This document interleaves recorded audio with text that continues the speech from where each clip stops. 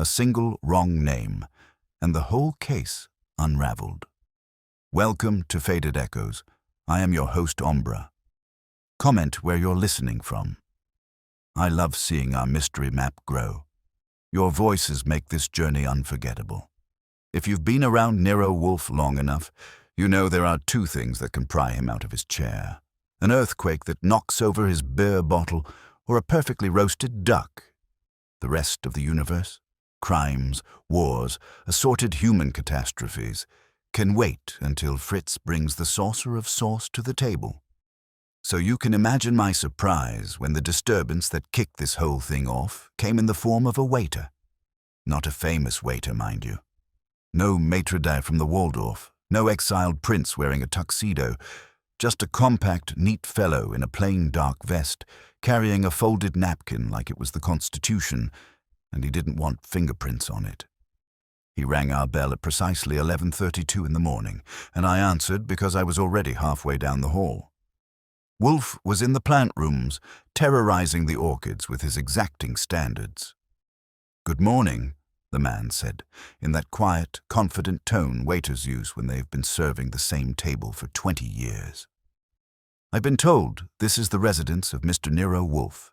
"You've been told correctly," I said, giving him my best "you're probably selling magazines" look. "But if you're here to take his lunch order, we have a guy for that. His name's Fritz, and he doesn't like competition." "I'm not here for that," he replied, and leaned in just enough to make me check my wallet. "I'm here because I served a man lunch yesterday who gave me the wrong name, and I think Mr. Wolfe will want to know why." Now, I've heard my share of openers. Everything from "my husband is trying to kill me" to "I think my cousin is the Tsar's illegitimate heir." But this one was new. "The wrong name?" I said. "Yes. He told me his name was Mr. Abel Crow, but I know Abel Crow, and that man was not him." The neat thing about this was the way he said it. No drama, no whisper, just flat certainty. Like a guy who'd been carrying the truth around all day and decided to hand it over before it burned a hole in his pocket. I could have told him to go take it up with the management of wherever he worked, but something about the way his eyes flicked past me, not nervous, just calculating, told me he had more to unload. And Wolfe, for all his declarations about not wanting to be disturbed before lunch, has a soft spot for puzzles wrapped in plain paper. "Come in," I said, and led him to the front room. By the time Wolfe descended from the plant rooms, at 11:48 sharp, the waiter was perched on the edge of the red leather chair, holding his folded napkin like a flag of truce. I'd given him coffee, black, and kept my questions to a minimum. The good stuff is always better when Wolfe is in the room. Wolfe, of course, gave him the same look he gives everyone who interrupts his morning. The one that says, "You'd better have a reason," and that reason had better fit in one sentence. "This is," I started. "Leo Fraser," the man said. "I work at the Charlemagne Room. Yesterday, during lunch service, I was told to serve a Mr. Abel Crow. But the man at the table was not Abel Crow. I've served Mr. Crow many times. This man was using his name." Wolfe lowered himself into his chair, arranged his bulk, and shut his eyes for half a beat, which, in Wolfe time, is as good as a nod to continue. "I think," Leo said carefully, "that he gave the name because he didn't want to be noticed. But he was noticed, and I think it has to do with the woman he was meeting."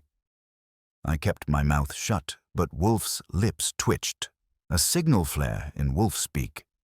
"What woman?" Wolfe asked. "A Mrs. Lena Hoyt. She comes in once or twice a month, usually with the real Mr. Crow. Yesterday she came in with the wrong one, and she looked upset." "And why?" Wolfe said. "Do you believe this concerns me?" Leo hesitated, then took the napkin, still folded, and set it on Wolfe's desk like he was placing an offering at an altar. "Because after they left," he said, "I found this under their table, and I think whoever wrote it didn't want anyone to see it." Wolfe didn't reach for it. He simply looked at me. I unfolded the napkin. Inside, in small, precise handwriting, were 6 words. He knows. Change everything. Tonight. Wolfe didn't touch the napkin, which didn't surprise me. He treats evidence like caviar. It is to be contemplated, not poured. He let his eyelids sink a fraction and raise them again, which in our dialect is the equivalent of a brass band announcing questions. "Mr. Fraser," he said, the man who assumed Mr. Crow's name. "Describe him." Leo sat a little straighter, as if his posture had a bearing on his memory. "Mid-40s, he said. "American. Hair cut close. Not a barber's fade. Home clippers or a cheap shop. Brown with grey beginning at the temples. Nails trimmed too square. He wore a blue suit that fit his shoulders but not his wrists, and a tie with a small stain near the knot. He favoured his left hand when lifting the glass." "That's not bad," I put in. "You keep notes on your customers, or are you moonlighting for the Secret Service?" He didn't smile. "I served him," he said, as if that answered it. For him it did. Wolfe moved a finger, inviting the rest. "They were seated at alcove 3, Leo said. "Mrs. Hoyt arrived first. She asked for privacy and sent back the first bottle of wine. That's unusual for her. When the man arrived, he said, 'Crow, party of 2. He didn't look at me. Mr. Crow looks at people as if it's permanent. This man did not. He ordered trout for her, steak for himself, medium, well, and he made a point of telling me not to bring bread.' 'Mr. Crow eats bread,' Wolfe murmured, more to himself than to us. 'And Mrs. Hoyt does not order for others.' Leo nodded once. 'You know them?' 'I've heard of them,' Wolfe said, giving him the truth seed in Wolfe's careful soil. 'Continue.' They spoke little. She kept her hands under the table. He kept touching his left cuff as if he had forgotten something. Halfway through, she said, 'We were fools to think we could do it without him.' He replied, 'We already did.' Her mouth made a small line. When the dessert menus came, he said they had to go. He paid with a club account signed A. Crow. The signature wasn't the same. I cleared the table and found the napkin wedged against the corner foot. Folded exactly so. 'Exactly how?' Wolfe said. Leo showed with his hands. He was precise. 'Folded to hide the message unless you opened it all the way. That's why I think it was meant to be found only by someone who knew to open it.' 'Who placed it there?' Wolfe asked. Leo hesitated. 'I didn't see. But Mrs. Hoyt's hands were under the table most of the time, and when she left, she brushed the linen with her fingertips. She was shaking. 'Your conclusion is that Mrs. Hoyt left a message for someone other than her companion, and that the message implies a plan altered by discovery,' Wolfe said. 'And you brought it to me because—' 'Because last night,' Leo said quietly, 'someone waited for me outside the service alley. He asked if I had found anything under that table. He didn't threaten me. He just said it would be better if I handed it to the restaurant and forgot it. I didn't like the way he said, forgot. So I came here.' That was the second point to pry under Wolfe's attention. He dislikes coercion even more than he dislikes drafts. 'What did this someone look like?' I asked. Leo's eyes flicked to me and back. Wool cap, grey coat. He didn't face the alley light. His voice had no burrow in it. He wore gloves when it was warm. Wolfe said, which is practically an oath. He angled his head toward me. 'Archie.' 'I know,' I said. 'Charlemagne room. Ask for the seating chart, the reservation log, the club account slips, and a free lunch. In that order.' 'Without the lunch,' Wolfe said. 'Mr. Fraser.' Leo stood. He wasn't one to overstay. 'You have entangled yourself,' Wolfe told him. 'If the matter becomes noisome, your employer will be piqued. Perhaps dismissed you'll be. If you wish me to keep you out of that culling, I will undertake it. My fee will be paid by the party whose conscience I attach, or by the party whose scheme I dismantle. You may rely on my ingenuity to make that distinction bear fruit. Will you retain me?" Leo's fingers tightened on the napkinless air in front of him. "You have my interest," Wolfe said, curt. "It will suffice for the moment. Leave me the name of your superior, your schedule, and a telephone where you can be reached." Leo looked at me. I got him paper. He wrote without fuss and handed me the sheet. "Thank you," he said, not to me. "Use the front door," I told him. "It's friendlier than the alley." When I came back from seeing him out, Wolfe had uncoiled enough to allow his eyes to show satisfaction, which on him looks like a change in barometric pressure. "You knew the names," I said. "You've heard of them. Care to let me hear of them?" "Mr. Abel Crow," Wolfe said, "is a financial peddler of particular talent who persuades dull wealth to dress as clever capital.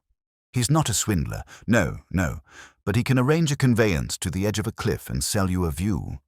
Mrs. Lena Hoyt is a widow who inherited a fraying real estate portfolio and has since attempted to stitch it with glossier thread. They have supped together." "That's a plate," I agreed. "What about the man with the wrong wrists and the left-handed glass?" "A parasite or a partner," Wolfe said, "or a creditor. The message says he knows. That is Mr. Crow, perhaps, or a third male with leverage. Change everything suggests a plan dependent upon stealth or timing. Tonight makes our horizon short."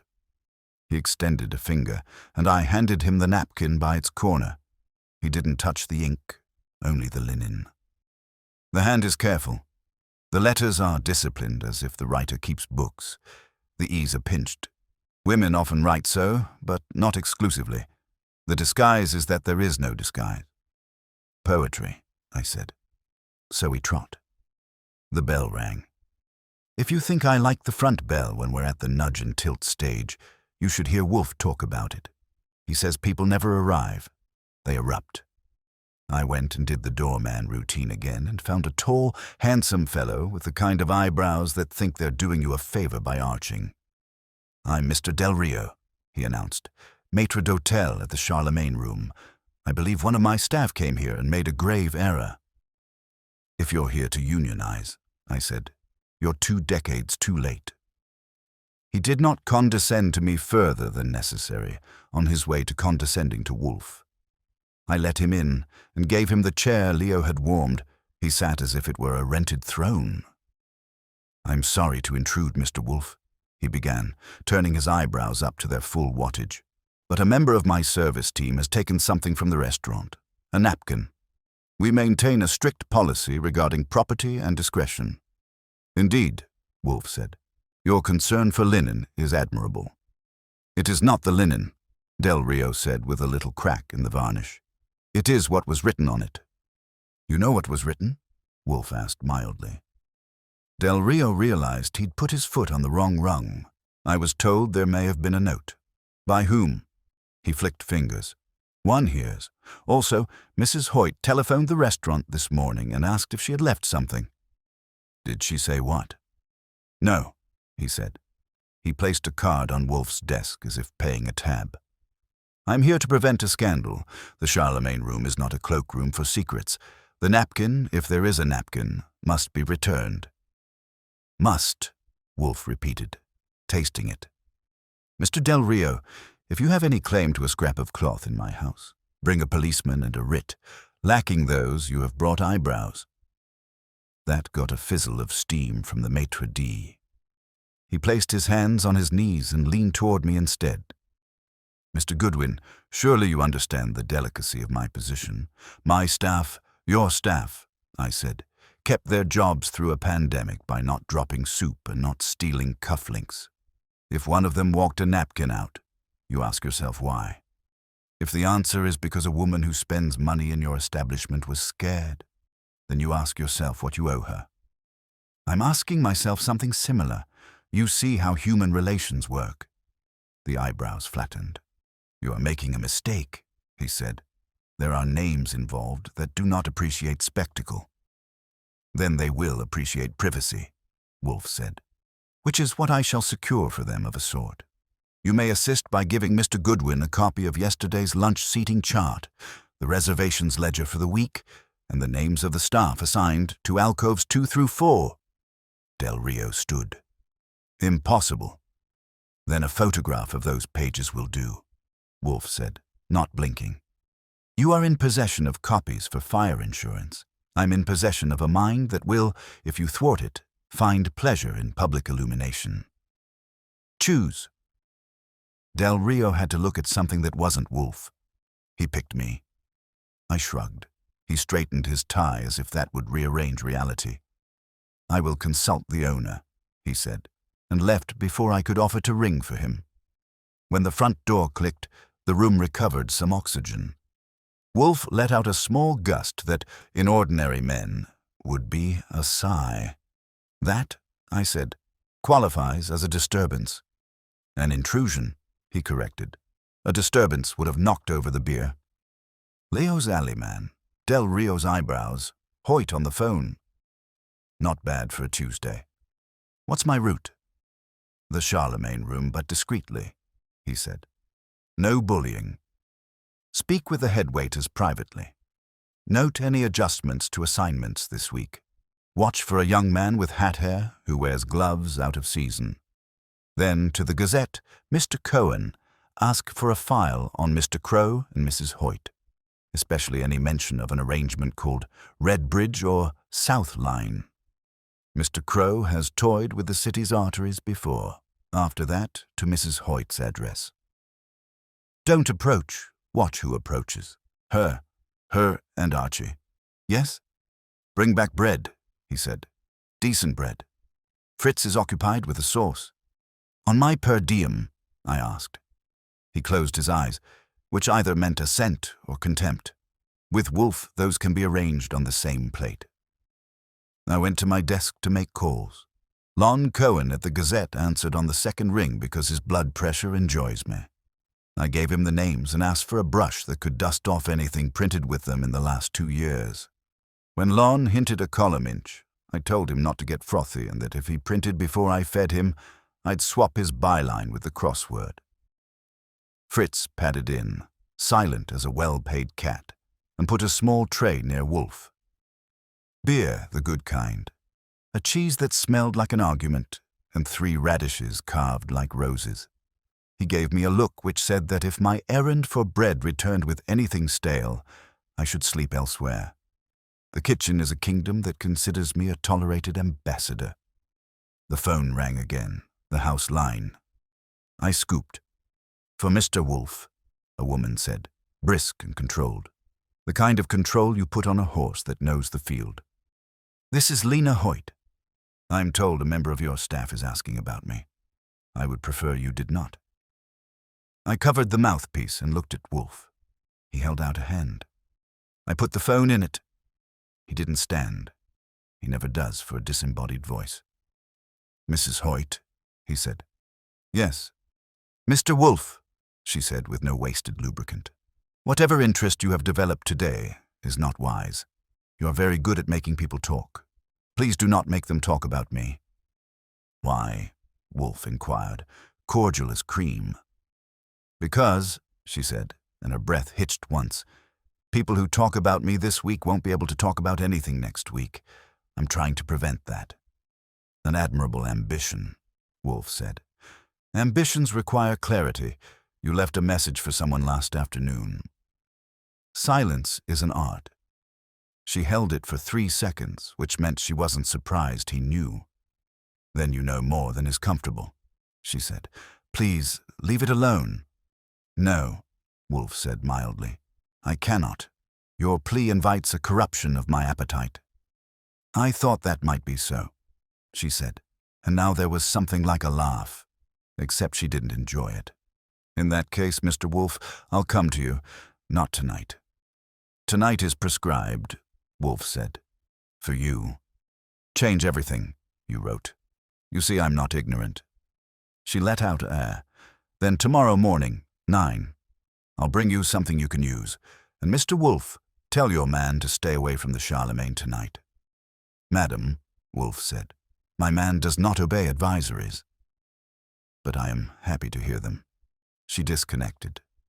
Wolfe handed me the receiver as if it were a utensil he didn't favor. She's spooked, I said, and she thinks the restaurant is a firing range. That alley boy might have friends. Wolfe said. Do not be brave. I'm brave only when I'm stupid, I told him, and even then I censor. He curled a lip. Not yet. If we reach for Mr. Panzer, we announce our presence. For now, tread. If you sense a tail, don't lead it home. Peel it. Like a radish, I suggested, eyeing the tray. Archie. Okay. I pocketed the napkin in a glassine envelope because I am a tidy boy, and slid my revolver into its slot because the world is not. I gave the orchids a nod on my way past the hall because they enjoy respect even if they pretend not to. At the door, Wolfe said, Archie. I turned. He looked past me, at the space where the napkin had been, and at his desk. Something in his gaze snagged. What? He frowned. For him it is a weather event. My dictionary, he said. It has been moved. Who moved it? I asked. You did not, he said. Mr. Fraser did not. Mr. Del Rio did not come near it. Fritz knows better. Therefore, it was moved before they came, or in the moment one of them breathed. It is nearer the edge by half an inch. You're measuring by memory now. By habit, he said. Go. That wasn't smoke. It was a thread. And threads have a way of drawing you where the cloth puckers. I went. By the time I hit the sidewalk, the afternoon had slipped into that grey half-light Manhattan gets before the clouds decide whether to bother raining. I turned up my collar, partly for the weather, and partly because a man can't be too careful when he's walking into a restaurant that's already shown a taste for cloak and dagger. The Charlemagne room was 5 blocks and a cross-town cab ride away. I didn't take the cab. I took my time. When a job has a scent of someone else's timetable on it, you're better off letting them think they're ahead. And besides, the cabbies were in no mood to thread midtown traffic. The front of the Charlemagne was polished brass and glass that had been rubbed to within an inch of invisibility. Inside, the air smelled of expensive butter and the kind of perfume that doesn't come in department store bottles. The maitre d' on duty wasn't Del Rio, which I counted as a small victory. This one was short, balding, with a smile that had been rehearsed in front of a mirror until it could be switched on and off without smudging. Good afternoon, sir, he said. Table for... Not eating, I said. I'm here on behalf of Mr. Wolfe. We're interested in a matter involving yesterday's lunch service. I let the name drop like a polite brick. He knew it. The pause was short, but it was there. Ah, then perhaps we should speak privately. We found a corner near the coat check, away from the earshot of customers. I kept my voice low because nothing gets people craning their necks like hearing someone else try not to be overheard. I'm looking for the seating chart from yesterday. Lunch service, alcoves 2 through 4, also the reservation log for the past week, I said. And if you can remember who was assigned to those tables, that'd be a nice garnish. His eyes darted toward the inner office door, where a young hostess was busy pretending not to watch us. Mr. Del Rio has made it clear. Del Rio is a busy man, I cut in. Sometimes busy men forget things. I'm here to make sure nothing gets forgotten that could save your establishment some very public embarrassment. We're not here to torch anyone, but if you make me walk out empty-handed, I can't guarantee Wolfe will feel the same way. The man hesitated, then slipped into the office. I stayed planted, watching the reflections in the coat check mirror. Nobody was paying me any special attention until they were. Across the room, a man at the bar angled his head just enough to catch me in his peripheral. Blue suit, close-cropped hair, the grey at the temples catching the light. He was nursing a whiskey, and his left hand rested lightly against the glass, while his right hand stayed in his lap. The suit fit like Leo had said. Good shoulders, short at the wrists. The tie was different, but not the posture. I didn't approach. I wanted him to see me, not meet me. The effect worked. He turned away from the bar and slid off the stool, disappearing into the main dining room. I let him go. If he was who I thought, he'd show himself again soon enough. The maitre d' returned with a single sheet of paper. "I shouldn't be doing this," he said. "Which makes it all the more generous," I told him, taking it. The chart showed Alcove 3 with Crow, party of 2 in neat block letters.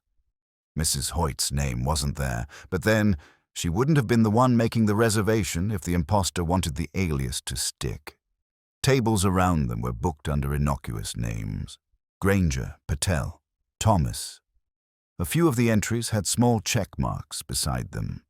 I made a mental note. "Who's Patel?" I asked.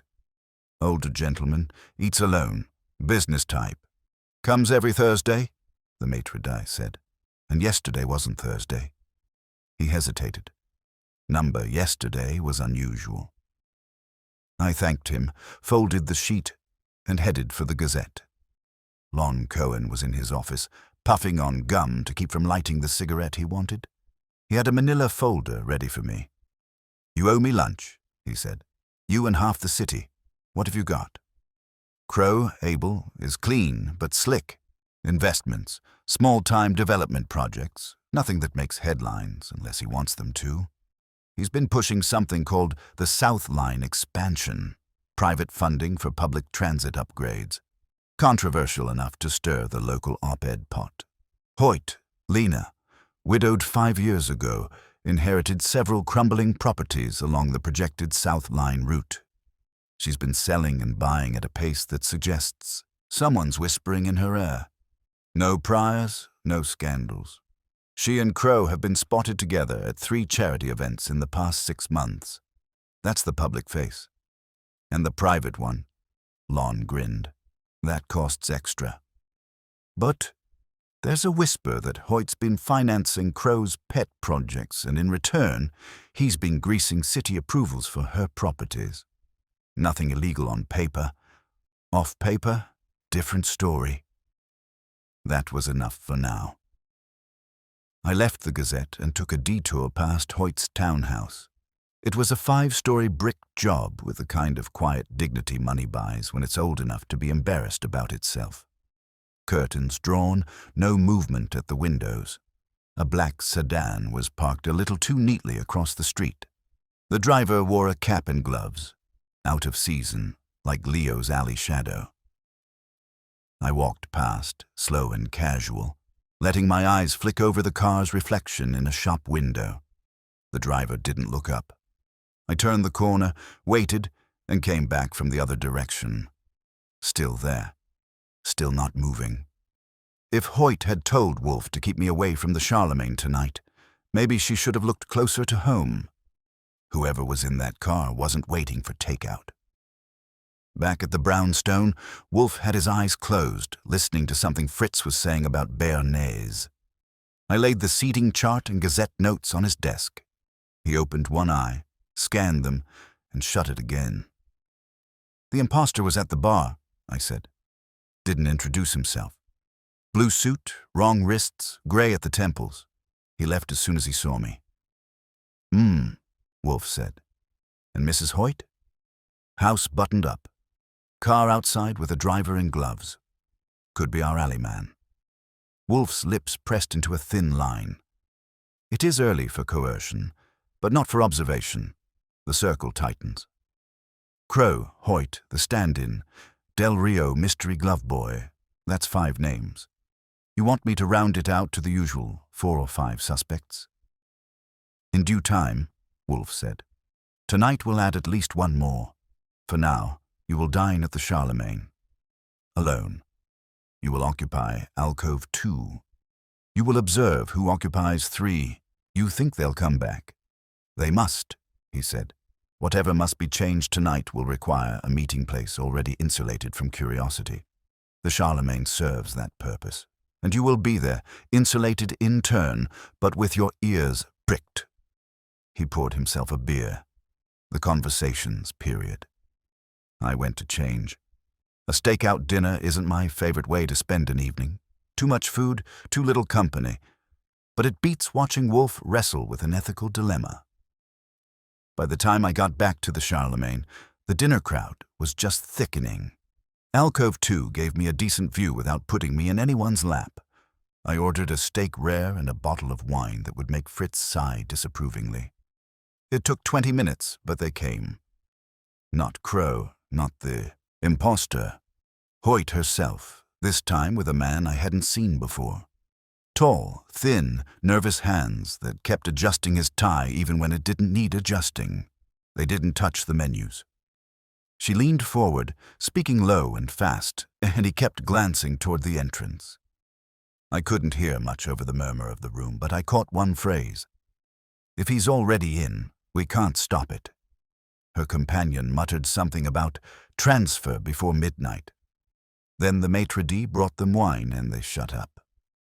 When they left, the man took the wine glass with him, palming it like it was a note. She paid cash and didn't look back. I stayed long enough to finish my steak, then drifted out into the night. They were half a block ahead, heading toward Fifth. I let the crowd swallow me and kept pace until the man peeled off into an alley and vanished into a side door. Hoyt kept walking, straight into the black sedan I'd seen earlier. The driver in gloves opened the door for her. This time he looked up and smiled. It wasn't friendly. It was the kind of smile a man gives when he's already decided you're going to be a problem, and he's looking forward to it. The driver's smile stayed with me for half a block.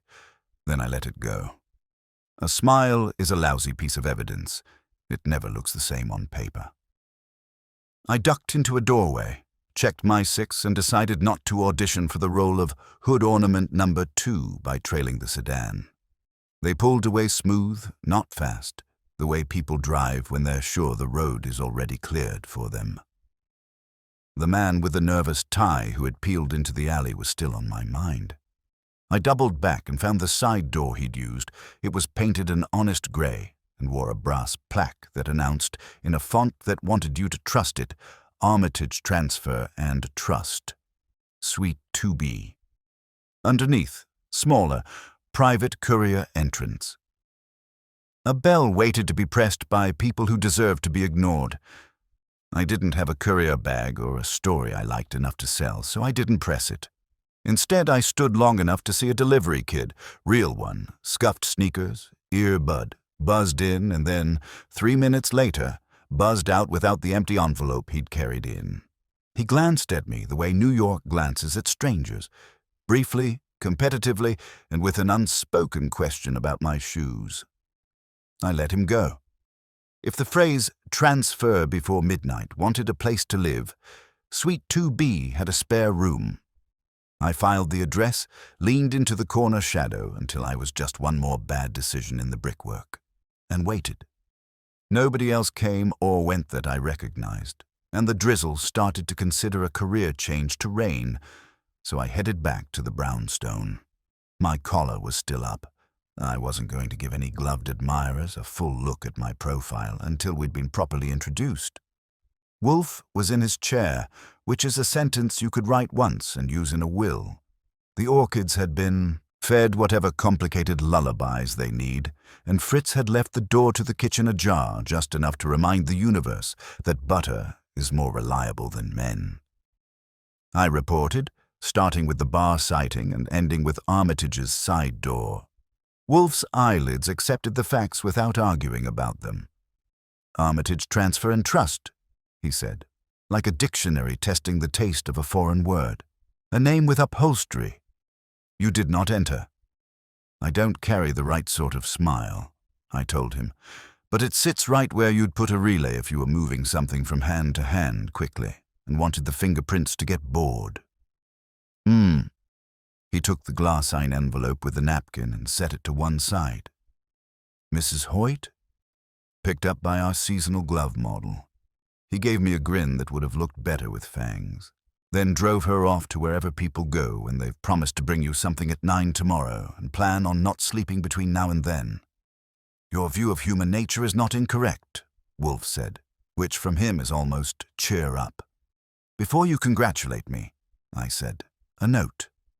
When I left here, your dictionary had moved half an inch. That was your nose. Now your nose is right again, only more so. Something else moved. I pointed, because sometimes pointing saves us both time. Your cigar jar. It's rotated. Fritz doesn't rotate. He aligns. Wolfe's head turned just enough to make the leather creak. His eyes measured what I'd said. Yes, he agreed, and reached with 2 fingers to nudge the jar so the lattice on its lid met the inlay on the desk exactly. And in the kitchen, Fritz's saffron jar was displaced from its proper position. I looked toward the kitchen door. Fritz, hearing his name, materialized and folded his arms in a way that indicated saffron displacements were not the normal business of our lives. It was moved 1 finger to the left, he said, grave. Also, the bay leaves were reversed. You're sure? I asked. He lifted his eyes to the ceiling and did not answer, which was answer enough. Fritz's spice rack is as regimented as Wolfe's schedule. If a bay leaf rebelled, international law would be invoked. Someone was here, I said, between Del Rio's eyebrows and my exit for the Charlemagne, or while I was gone, and not for the company. Wolfe closed his eyes, not to nap, but to listen, his version of smelling the air for smoke. Not while you were gone, he said after a moment. The draft is wrong for a back-entry trespass, and Fritz would have heard so much as a spoon breathe. The trespass was earlier. We were visited and inspected. By whom? Fraser wouldn't. Del Rio wouldn't dare touch Fritz's domain, even by osmosis. Del Rio's scent is vetiver, Wolfe said. There is no vetiver. Mr. Fraser carries a faint soap of glycerin and lemon that I detected as expected. There is, however, a ghost of galbanum and oak moss. Either our intruder wore a discreet chypre, or he brushed against someone who did. I could have guessed, but I let him say it because he enjoys it. A woman. Not necessarily, he said, contrary as sport, but likely. Or a man with expensive tastes he could not afford to indulge were he a waiter. He angled a look toward a corner table where a small silver-framed photograph normally sat. Wolfe's mother as a young woman, the only sentimental ornament allowed to live on that wood. The frame was square with the edge instead of angled at the customary 2 degrees. They touched more than one surface. Not clumsy. Curious. Looking for what? The same thing we look for, Wolfe said. Edges, keys, levers. The napkin was here by then. It was not discovered. It was not the object. The saffron, he flicked a glance toward the kitchen, suggests either that the intruder came by that way, which I reject, or that the intruder wished to know if this house has its zones of inviolability, he or she pressed in 2 places where the guardians would notice, and then watched to see what we did. You think we were observed? I asked. Here. Possibly, he said, but more likely he waited to see if we stirred. You stirred. You went out. He smiled at you. I didn't argue the identification. The smile fit more than one face. So what's the counter? We make our own trespass, Wolfe said, with invisible feet. He reached for the phone and waggled fingers at me to sit. I did, because when Wolfe picks up the wire and dials a certain number from a short list, the universe shifts on its axis a degree and the day gets a spine. Saul, he said when the other end answered. Yes, I require you. Now. He gave him the particulars. Mrs. Hoyt's townhouse, the black sedan with a chauffeur who wore gloves out of season, the alley entrance at Armitage Transfer and Trust, and the Charlemagne room as a listening post that served decent trout and an inferior béarnaise. You will station yourself with a view of the townhouse, he finished.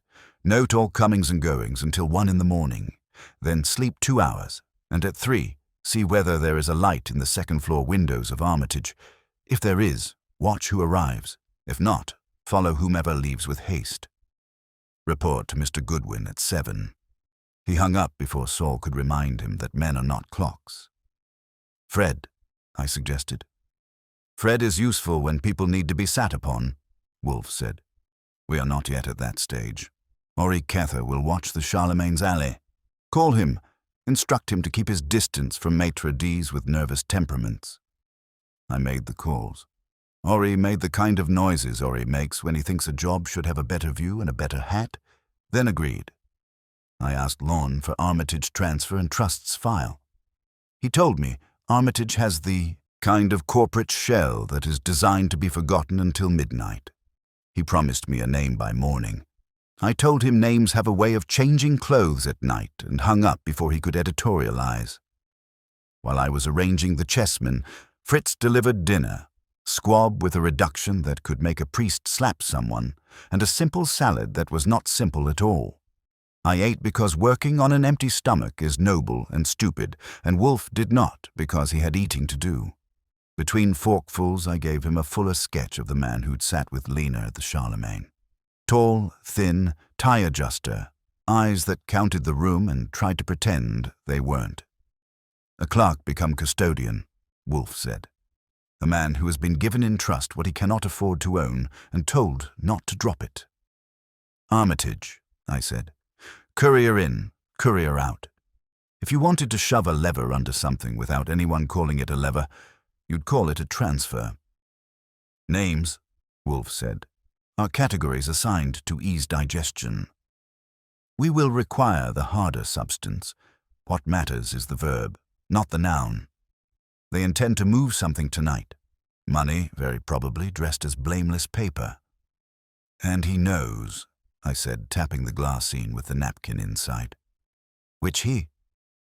Crow is the likeliest antecedent, Wolfe said. But the writing was for someone else. Not the imposter who already knew. Someone who would react to the knowledge by changing everything, which is the sort of word people use when they are frightened of specifics. Mrs. Hoyt has a conscience, but she is not in command. The man in the blue suit is a functionary of boldness. He does not take orders. He gives them and calls them suggestions. The chauffeur is confidence with knuckles. Mr. Del Rio is a valve. The clerk, your tie adjuster, is a hinge. Crow is the door itself. And you, I said, are the doorman who never leaves his chair. Language, he said, half a smile, which on him is as rare as an eclipse. Yes.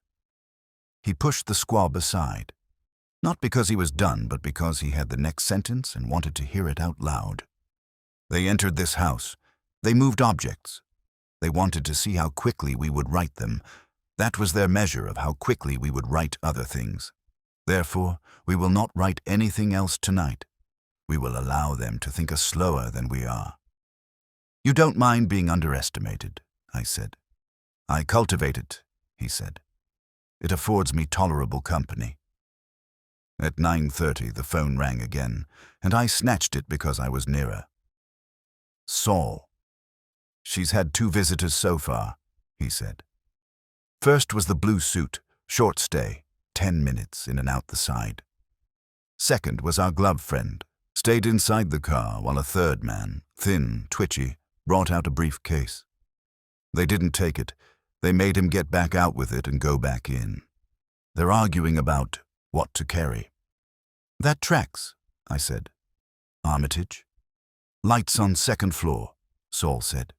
Courier went in, came out with nothing.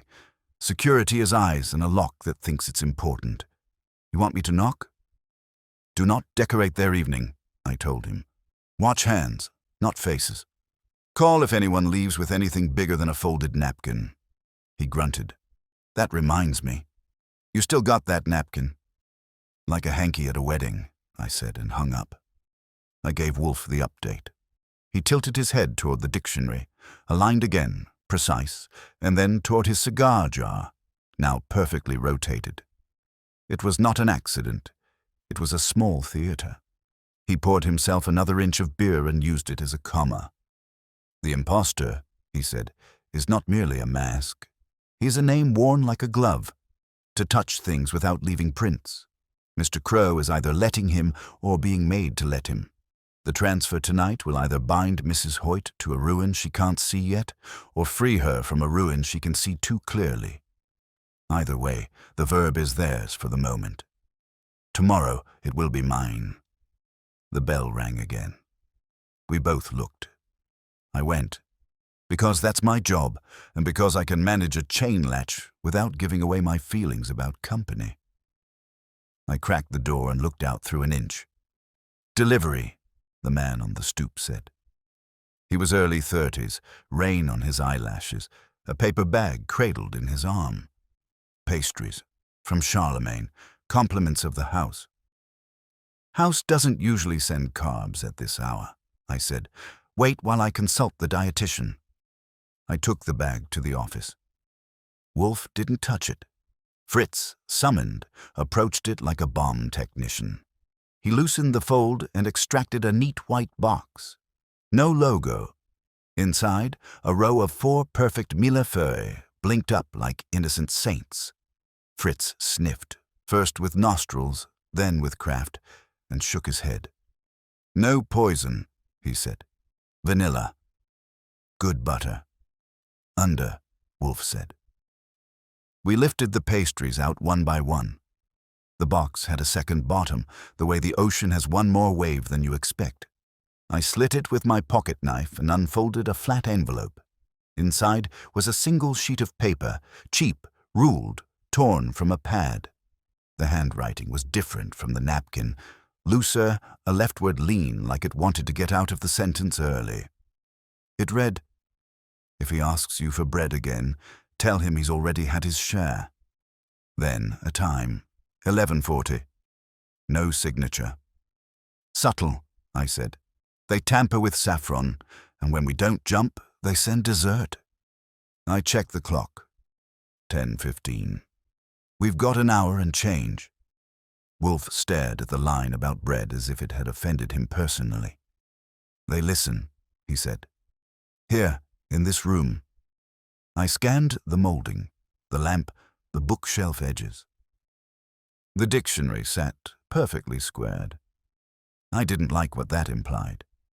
"Do you want me to—" "No," he said, very calm.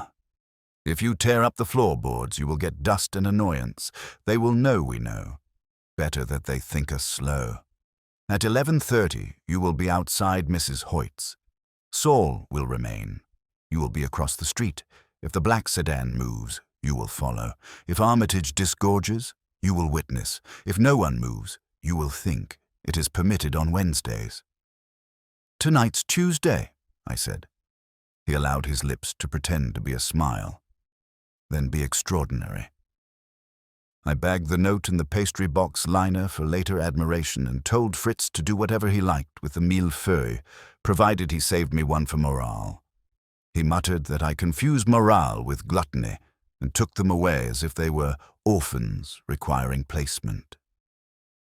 Before I went upstairs to change my shoes, for rain and the particular kind of sidewalk that comes out at night, I paused at the office threshold. Wolfe had not moved. His hand rested on the arm of the chair. His fingers made small, precise movements, like a man counting cards by feel. "One more thing," I said. "If the impostor is the glove and Crow is the hand, what's Mrs. Hoyt?" "The ring," he said. "What they mean to show the world, and what may cut when it turns." "Romantic," I said. "Economical," he said. "Go." The rain had settled into a steady whisper by the time I was back on the street. It wasn't the kind that kept you indoors. It was the kind that slicked the asphalt and made headlights smear across it, turning every corner into a place where something could disappear. I moved east toward Hoyt's townhouse, collar up, hands in my coat pockets. The air had that quiet, before-midnight density, like the city was holding its breath for something it didn't want to name. Saul was in position when I got there, leaning casually in the recessed doorway of a closed antiques shop across the street from the townhouse. He didn't move, just let his eyes slide toward me as I stopped beside him. "Anything?" I asked. "Quiet," he said. Too quiet. Curtain in the front room moved once about an hour ago. No sedan until 15 minutes back. It's in the same spot you described. Same driver. Same gloves. The black sedan sat a few doors down, engine off, wipers occasionally swiping at the mist. The driver's hat brim shadowed his face, but you didn't need features to recognize the set of a man who knew his job was to wait until the moment he didn't. I stayed with Saul for a few minutes, long enough to feel the damp starting to creep into my shoes, then crossed to a bench half a block away. From there, I could watch both the sedan and the front steps of Hoyt's place without standing out like a neon sign. The traffic was thin. One cab every few minutes, an occasional delivery truck lumbering past. But otherwise, the street was a picture in stillness. At 11:27, the stillness shifted. The townhouse door opened just far enough for a slim figure to emerge. Female, hooded against the rain. The figure paused, glanced both ways, and walked toward the sedan. I couldn't see her face, but the posture fit Hoyt. Shoulders set, hands inside the coat, moving with the kind of practiced control people use when they want to look like they're not hurrying. The driver got out, opened the rear door, and she slipped inside without a word. The sedan's lights flared, and it rolled away from the curb with all the urgency of a hearse. I was already moving. Saul stayed in his post. We'd agreed only one of us would tail, in case they were feeling jumpy enough to check for shadows. I let them get half a block before I picked up pace, keeping to the opposite side of the street and using the few pedestrians as cover. The sedan didn't head toward the main avenues. It wound its way through narrower streets, then cut down toward the financial district. That told me one thing. Wherever they were going, it wasn't for the nightlife. After 8 more turns and a glide through 2 green lights, they pulled into a dimly lit side street and stopped in front of a squat, windowless building with a steel door. There was no sign, but the address matched what I'd memorized earlier. Armitage Transfer and Trust. The driver got out again, this time walking around to the passenger side. He opened the door, and Hoyt stepped onto the wet pavement. She didn't go inside. Instead, she leaned against the wall, her arms crossed tight, while the driver rapped twice on the steel door. It opened just enough to admit him. Then it shut. I stayed in the shadows of a doorway across the street, pretending to fuss with a cigarette I didn't intend to light. Minutes stretched. The drizzle slicked Hoyt's hood, and her breath showed faint in the cold air. At 11:40, the time on the note, the steel door opened again. The driver emerged carrying a slim briefcase. Behind him, the imposter in the blue suit stepped out. The suit was dry. He hadn't been outside until now. His eyes swept the street like a man who expected an audience but didn't care who was in it. The driver handed the briefcase to Hoyt. She took it with both hands, as if it weighed more than it looked. The imposter said something, too low for me to hear, but whatever it was made her jaw tighten. She shook her head once.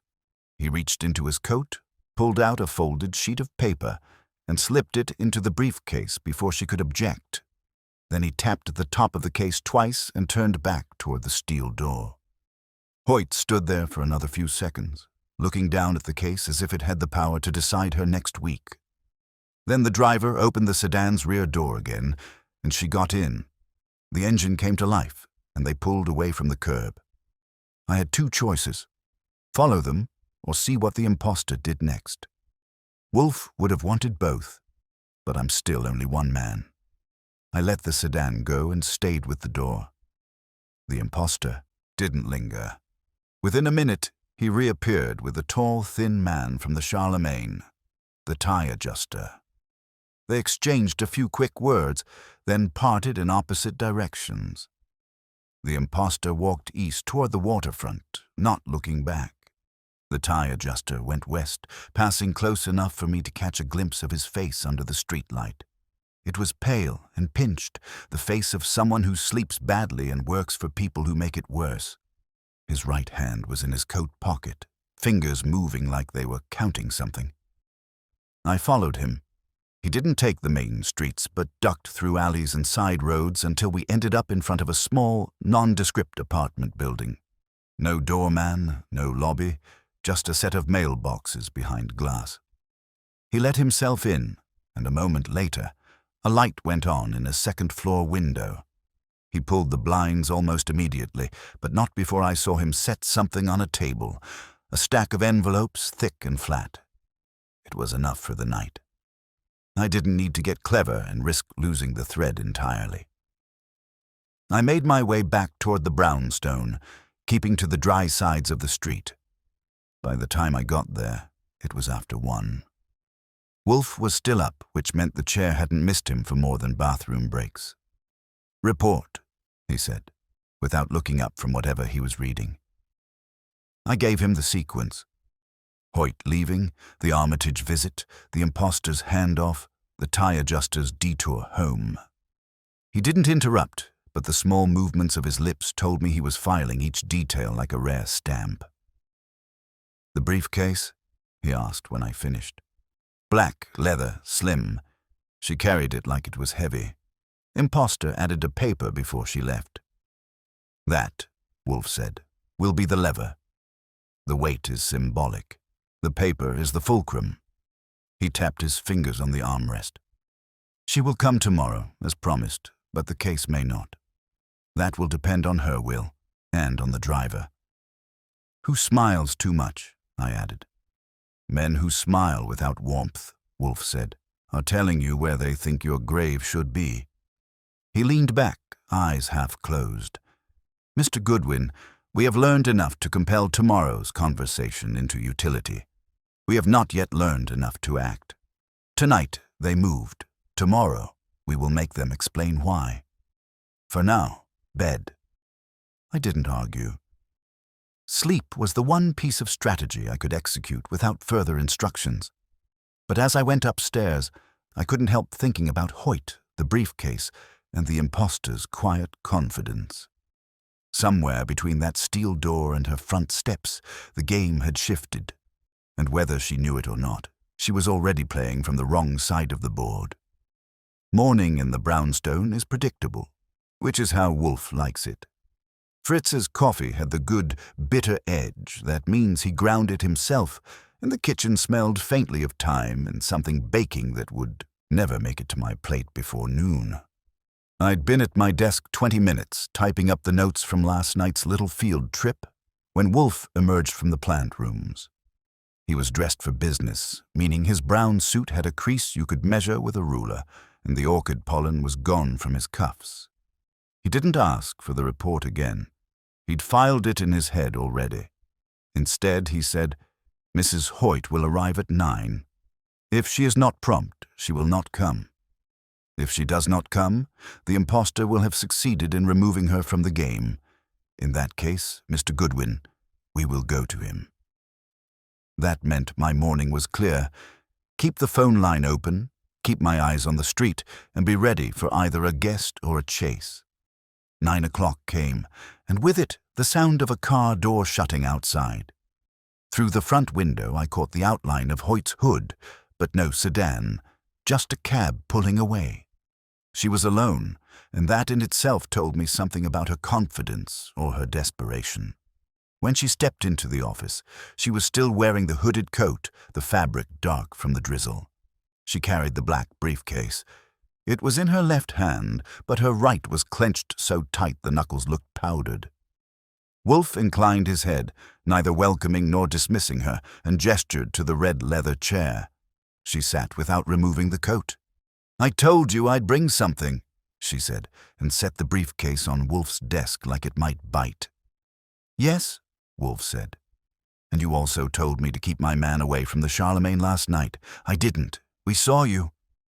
Her eyes flicked to me, then back to Wolfe. "Then you saw too much?"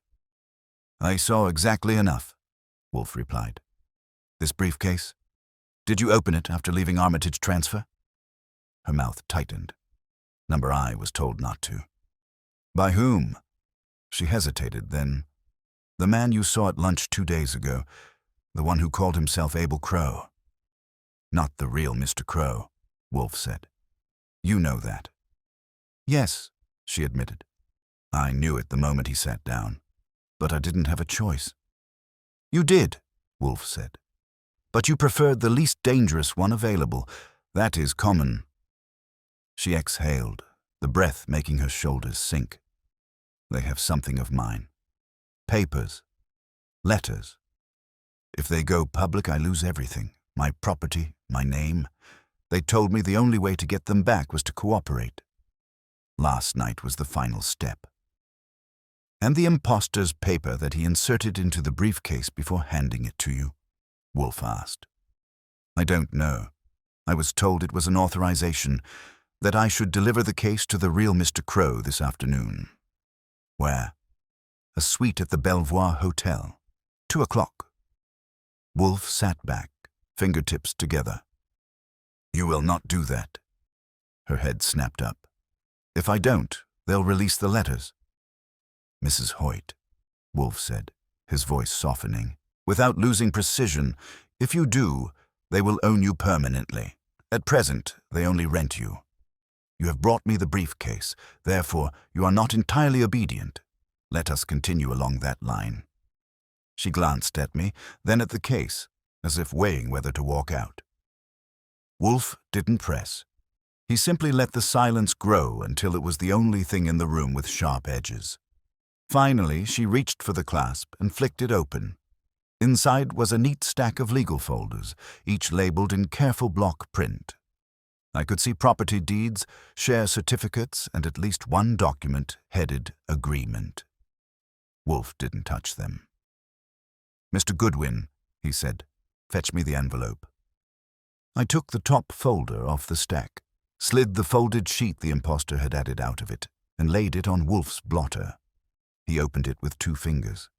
His eyes moved once across the page, then back again.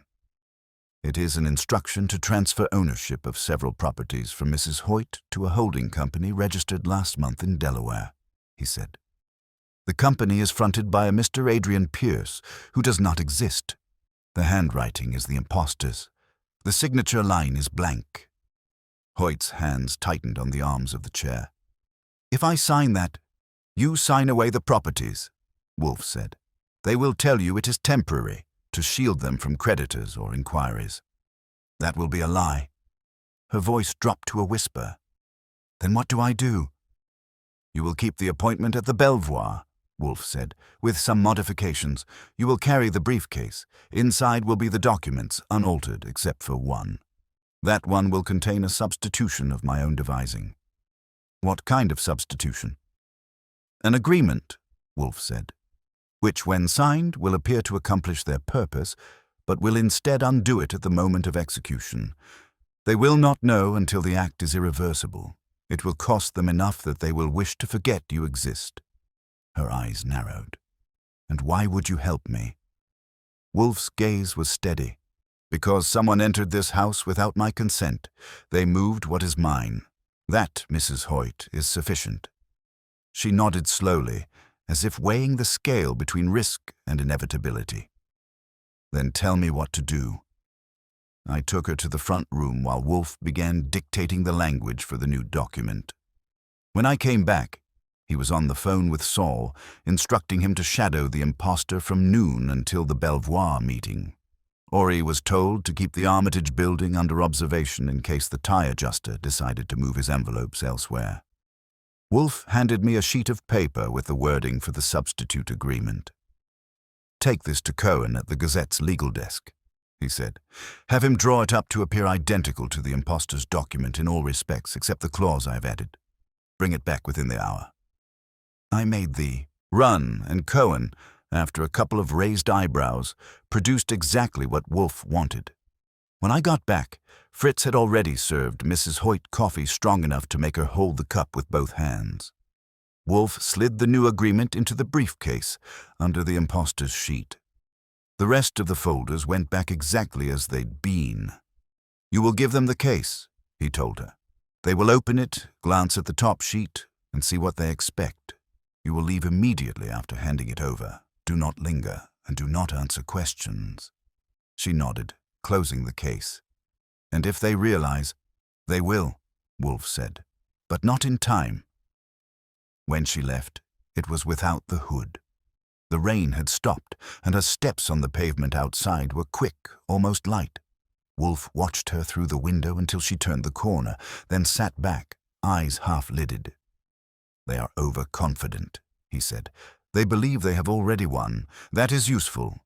Mr. Goodwin, you will be at the Belvoir by 1:45. Sit in the lobby where you can see the elevators. When Mrs. Hoyt arrives, watch who meets her. Do not intervene unless her departure is impeded. If she is delayed more than 10 minutes after handing over the case, call me. And if they try to keep her?" His eyes opened fully. "Then you will persuade them otherwise. You are good at that." I left him with the orchids and the briefcase's ghost still hanging in the room. By the time I was on the street, the clouds were breaking and the city had that damp, metallic smell it gets after a rain. Somewhere out there, the impostor was waiting for a signature he thought would make him richer and Mrs. Hoyt poorer. I intended to be close enough to see his face when he realized he'd been handed something else entirely. The Belvoir likes its marble with a side of hush. By 1:45, I was in the lobby with a newspaper I didn't intend to read in a chair that had been designed by someone who hated knees. The elevators were tucked behind a bank of palms large enough to hide a congressman, and the front desk clerks wore the public faces of people who know they see more than they're paid to say. At 1:51, the revolving door gave me Lena Hoyt, without the hood this time, the briefcase in her left hand again like it had grown there overnight. She looked smaller in daylight, or maybe it was having to carry courage without the cover of rain. She didn't scan the room. She aimed for the elevators and hit the button for the 5th floor. I folded the paper at a page that made it look like I was upset about bond yields and let the next car take me to 4. The stairwell smelled like disinfectant and a faint argument about smoke. I went up one flight and let myself breathe like a man who belonged in a corridor with carpet that tried too hard. Room 512's door was 2 down from the elevator. The maid's cart was parked near it, empty, wheels chocked. I bent to tie a shoe I didn't need tied and listened. Muffled voices, not raised, the calm tone of people who believe their script will play. I couldn't make out words through the door, but when a waiter rolled a tray from the corner and tapped, I was ready to borrow his momentum. He aimed for 512. I got there first, moving slow enough to be invisible and fast enough to hold the handle while he pushed the cart with his shoulder. The door opened a foot, and I got a slice of the room, a living area with a low table, a second briefcase already open on it, and a man in a suit that had never met a wrinkle. Not the impostor. New face. Lawyer face. Clean part, soft jaw, hair that obeyed. The waiter went in. I didn't. I stayed with the door in the hallway and the business of not being arrested for curiosity. When the door closed, I took 3 steps back and let my eyes memorize the pattern on the carpet, because if I got nervous, I could stare at it and pretend I was a decorator. I waited 6 minutes by my watch. At 7, the door opened again, enough for voices to spill. One of them was Lena's, tighter than last night. Another was the lawyer's, coaxing and precise. The third came from farther in, and that one I knew even as a thread, the impostor's, carrying that mild contempt men get when they think they've rented the floor. I heard execution copy, escrow, and South Line instrument, which is what you call a con when you found a necktie for it. The door shut. 10 more minutes. The elevator dinged twice during that stretch. I let the suits pass behind me and didn't turn. At 17 minutes past the hour, the door opened again and Lena came out alone. The briefcase was lighter, or she carried it like it didn't weigh anything now. Her mouth was set. She walked straight to the elevator without a look at the room numbers, which is how you move when you've memorized an exit before you entered. I let her get in and take it down, and then I moved. 512 was still ajar a fraction. I slid the toe of my shoe against the jamb to keep it from latching and bent, busying myself with nothing. The impostor said something in there that made the lawyer chuckle. Then I heard paper rustle a pen scrape, and the smooth confidence of a man who believed he had ink where he needed it. A chair pushed back. Feet approached. I vacated my useless bend and strolled for the ice machine like a man who favored hydration. The imposter came out with the lawyer, both of them carrying satisfaction like an aftershave. The imposter didn't see me because he wasn't looking for me. He was looking for the elevator and the next step. They went past, turned the corner, and waited. I didn't join them. I detoured to the stairwell, took it down one flight, crossed the hall to the opposite stairwell, and came up behind them enough to catch the tail of their conversation through the echo. "File it at 2:30, the lawyer was saying. "Pierce will be at Armitage to receive." "Good," the imposter said. "Driver will take the collateral to storage. She's finished." If he meant Lena, he was wrong about at least one adjective. Finished isn't how she looked in the lobby when she crossed it with her shoulders back and her chin still connected to her neck. I let her go. Wolfe's instructions had been clear. Watch the handoff. Don't get gallant unless someone tried to keep her. They hadn't, which was a mercy for them and boring for me. Outside, I planted myself across the street with a magazine I didn't intend to buy and watched the curb. The lawyer came out first, alone, and got into a yellow cab like a man who doesn't pay for his own receipts. 2 minutes later, the imposter emerged with the black-gloved driver shadowing him. The driver had no smile today. He had a job, and he had a small rectangular package wrapped in brown paper tucked under his arm that hadn't been present in the suite. The imposter carried a slim folder, the kind you wave at clerks like a wand. They split. The driver went east, Armitage, without bothering to look at the sky. The imposter went south, hailed a cab, and said "Municipal Annex" to a driver who'd already put the meter on. I didn't pick him. Saul was on him. I had texted the moment I heard "file" and 2:30, and Saul's reply had been a single word: "Got." I took the driver. He didn't go straight. He made 3 unnecessary turns designed to see who enjoyed his company. I enjoyed it from enough distance to be skincare for asphalt, and kept the car between me and a bakery window when he finally pulled up near the steel door. He knocked twice, like last night, and a small rectangle in the door slid open. Eyes. The rectangle shut, the door opened. He went inside with the brown package. He came out empty. I didn't want to linger at a steel door that had learned my silhouette, so I let the driver go and phoned Ori. He had eyes on Armitage from a fire escape with a novel he probably wasn't reading right. "A second-floor shadow took a delivery," he said. "Man at the door has a new haircut and the same shoes. No tie man yet. Watch for the lawyer," I told him. "Name Pierce. Face smooth. If he shows, I want to know who opens for him." "I'll tell you who closes for him," Ori said, and I could hear him grinning like a gargoyle. "You want me to twitch the line?" "Don't be funny," I said. "Just look." I took a slow walk and let the clock get to 3. At 3:05, my phone hummed again. Saul. "He filed," he said. "Municipal Annex, window 4. Clark did not die of surprise. I leaned on the counter and saw your substitute clause go into the copy set. The imposter's pen left 3 initials and 1 full name, A. Pierce, as witness. Cute. Then he took a receipt and tried to look like a homeowner. "You tailing him?" "Through the park," Saul said. "He's calling. Someone who likes to be called. I'll let you know where he lands." By the time I got back to the brown stone, Fritz had made something with mushrooms that smelled like a forest you'd pay rent to. Wolfe was where gravity keeps him. I gave him the dance. Belvoir, sweet, ears, the imposter's exit, the driver's package, Saul's window show, Ori's steel door. He listened, not nodding because nods are for men who need their spines explained. "Good," he said at last. "They have accepted the instrument and made it theirs. They will not know until they try to bite. And then? Then their teeth will come away with a ribbon attached to my finger," he said. "Mrs. Hoyt will not sign anything else today. she will receive a call whose tone will vary between suasion and threat.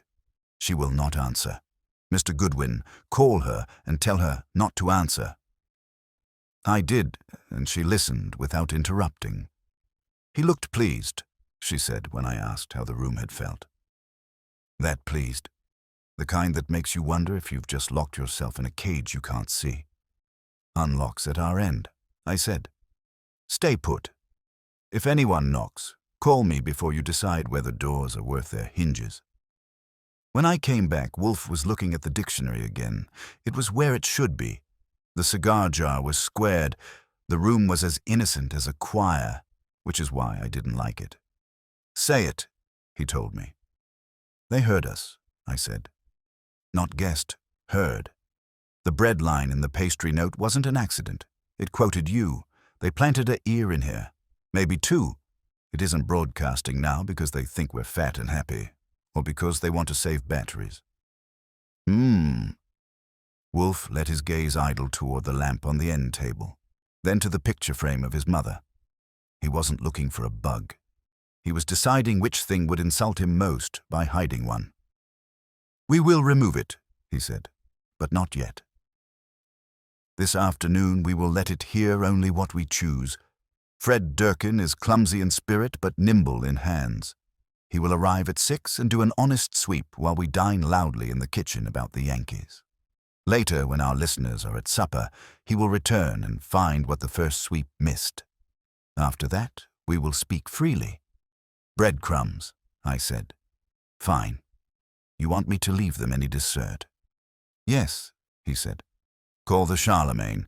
Speak with Mr. Del Rio. Tell him that after reflection, I require the seating chart and the ledger he denied me. Give him a time at which I will expect them to be delivered.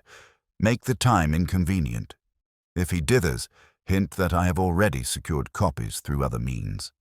He will repeat this to someone who will repeat it to someone else, and we will observe the quality of their agitation. Done, I said, and did it. Del Rio performed 3 acts of outrage and 2 of discretion before settling on a promise that smelled like it had been stored near lies.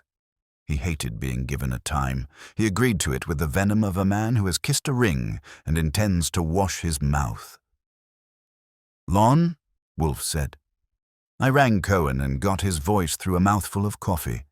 He had a line on Armitage's paper shell, a chain of 2 LLCs, and a trust with a name that could make a tax attorney purr. The trustee of record was Adrian Pierce. Of course, the beneficial owner was a blank. You can bang on it with a mallet, Lon said, but it won't sing until a judge tells it to. It will squeak, Wolfe said when I relayed that, if stepped on. At 4:30 the phone rang and I took it because anything incoming after we'd rearranged a man's day belongs to me first. It was Leo, the waiter, using a whisper he hadn't earned. I thought you should know, he said. Mr. Del Rio asked me if I had kept a copy of yesterday's seating sheet. I told him no. He said good. Then he asked me if I'd spoken to you again. I told him no. He said good again, but he didn't sound like it. Sounded like a man who'd been told to sound like that. Yes, he said. And Mr. Crow came in for lunch, the real one. That jerked me an inch. Alone? With 2 men, Leo said. Not the blue suit. Different, quieter. They didn't eat. They used the table for a meeting and left. Thanks, Leo. Don't grow brave, it's out of fashion. I fed Wolfe the morsel. He chewed it with a look. Mr. Crow is impatient, he said. He has learned that something has been filed and wishes to taste it. He will go to Armitage tonight or send someone with a longer leash. Ori will tell us which. Meanwhile, the bell rang. Fritz wasn't in earshot. I went. A messenger stood there with a flat envelope, high-end stationery, whispering money, and a typed label for Mr. Nero Wolfe. I brought it in and did the honors while Wolfe drew breath through his nose like a man sampling a cheese. Inside, an invitation printed on heavy cream. An office, not a ballroom, Belvoir again, different suite. 8 o'clock. The issuer, Mr. Abel Crow requests the presence of Mr. Nero Wolfe to clarify a misunderstanding. No RSVP. The implication was that gentlemen would not need one. I looked at Wolfe. He looked at the invitation as if it had tried to sell him a second-rate tarragon. "The office gathering comes early," I said. "No," he said. "This is not the gathering. This is bait. The gathering will be here, where chairs are arranged as they should be and the beer is not slandered. You want to decline?" "I want to accept," he said, "and not go." I grinned. "You'll send me." "I will send the appearance of me," he said, "and I will watch who tries to move my dictionary while I am allegedly away." He closed his eyes and let the room's quiet press against him. The day had moved. The board had more pieces than breakfast. Somewhere between the pastry box and the invitation, a line had been crossed. They had come into our house. They had sent us dessert. Now they were setting the table at the Belvoir. Wolfe intended to decide who would eat. If you want to see Wolfe cheerful, catch him right after he's decided to be insulting in 3 directions at once. By 6, the brownstone was a stage. Fritz had onions sweating like they owed rent. I was in the kitchen pretending to care about the Yankees. Wolfe was in the office reading with the door half closed, and Fred Durkin arrived with a toolbox that could open a bank without bruising the doorframe. "First pass loud," Wolfe told him, which translated meant, "Make the sweep theatrical, obvious, and just good enough to reassure the sort of man who enjoys thinking other people are sloppy." Fred obliged. He clinked, muttered, and ran a wand around the obvious places, while I asked Fritz if a shortstop's range could be improved with bechamel. "It can't." Fritz said so. The second pass would be later, quiet, when our listeners were convinced we were the kind of idiots who think a bug hides in a lampshade and not in the base of a picture frame. Meanwhile, we fed the air. 7:30 we go," I said loudly in the kitchen. "Belvoir, sweet whatever, Crow's shindig, everybody out, even Fritz." "Even me?" Fritz asked, in a tone that made the stock reduce a degree. "Home by 10, I promised the air. In the office, Wolfe coughed once. That was the cue for me to call Ori. He was perched with a view of Armitage, disgusted at the weather and the lack of interesting hats. Saul was on the impostor's shadow. Lon was oiling his typewriter with what I suspected was bourbon. The board was set and, if you'll forgive the image, so was the mousetrap. At 6:45, Fred finished his concert performance. He reported 2 antiques, a cheap FM bug in the lamp harp and a pinhole mic double-taped under the edge of Wolfe's desk, both of which even the janitor at the Charlemagne would have called vintage. Fred held them up with gloved fingers, and I nodded like a man seeing a magic trick. Then he put them back exactly where he found them. "Later," Wolfe said, which meant leave the tricks for the second act. We staged departure with the precision of a ballet for men who hate tights. Fritz locked the pantry door loudly. I put on my topcoat with enough rustle to register, and at 7:28 the front door made the click our bug appreciated. Outside, Saul rolled the sedan slowly from the curb. In the back seat, a silhouette with a fedora and a body like 3 overcoats leaned. It was not Wolfe. Wolfe does not lean, but from across the street, at a glance, it was good enough. The car turned east, dignified and visible. Wolfe did not move from his chair. He waited. If there is a creature more patient than Nero Wolfe, I haven't tailed it. The house breathed. The orchids considered the matter. The clock ticked with the kind of moral certainty that makes you want to argue with it. At 8:10, Fred, who had taken the alley route to the basement and then the cellar stairs, breathed into the office as if he were the ghost of a plumber. "Second pass," he said, and set to work without the clink. No audience now. He went for seams and screws. He found it on the 3rd try, not in the lamp, not in the desk, not in the cigar jar. In the base of the silver frame with Wolfe's mother's photograph, a wafer puck no bigger than a fingernail. It had a whisper battery and a thin, clever mic slot in the edge of the filigree that faced the room. He didn't pluck it. He looked at Wolfe. Wolfe shook his head. Fred nodded, slid a hair under the frame to mark the angle, and stepped out as silent as regret. At 8:18, our doorbell thought about ringing and decided to do it. Not polite, the quick double touch of someone who's nervous about the kind of silence we cultivate. I was already halfway down the stairs from the second floor where I had been rechecking a particular drawer that contains 2 items that teach manners. I opened the door to the chain. A boy stood there in a blazer with Belvoir stitched on it, carrying a sealed envelope and the expression of a kid who'd rather be delivering room service to a dog. "For Mr. Wolfe," he said. "Hand delivery. They said urgent." I took it, tipped him enough to buy his silence, and brought it in. Wolfe didn't open it. He sniffed it. Fritz, summoned, sniffed it. Citrus ink is a thing. It stains men with a conscience. Then Wolfe slid a finger under the flap and read. 3 lines in a neat masculine hand. "We will be brief. Your attendance is required. Do not send an emissary." It was underscored, which is something a man does when he hasn't learned the value of tone. "Now they are merely rude," Wolfe said, and put the note on the blotter where the wafer in the picture frame could hear it relax. Time for my side of the show. I left at 8:20 in a borrowed overcoat with a collar tall enough to insult my ears. Saul had already delivered Wolfe and circled back. Now he dropped me 2 blocks from the Belvoir. The revolving door took me in with a smile it didn't mean. Suite 714 was not the number on the original invitation. This one said 704. Men who change rooms last minute believe in their own paranoia, the way other men believe in saints. A grey-suited porter in the hallway asked if I needed assistance. I practiced being a man who does not. Outside 704, I pressed an air. Inside, the low hum of voices and ice in a glass. I straightened my tie for the benefit of a peephole and knocked the way Del Rio knocks on a conscience. Twice, with a pause that implies patience.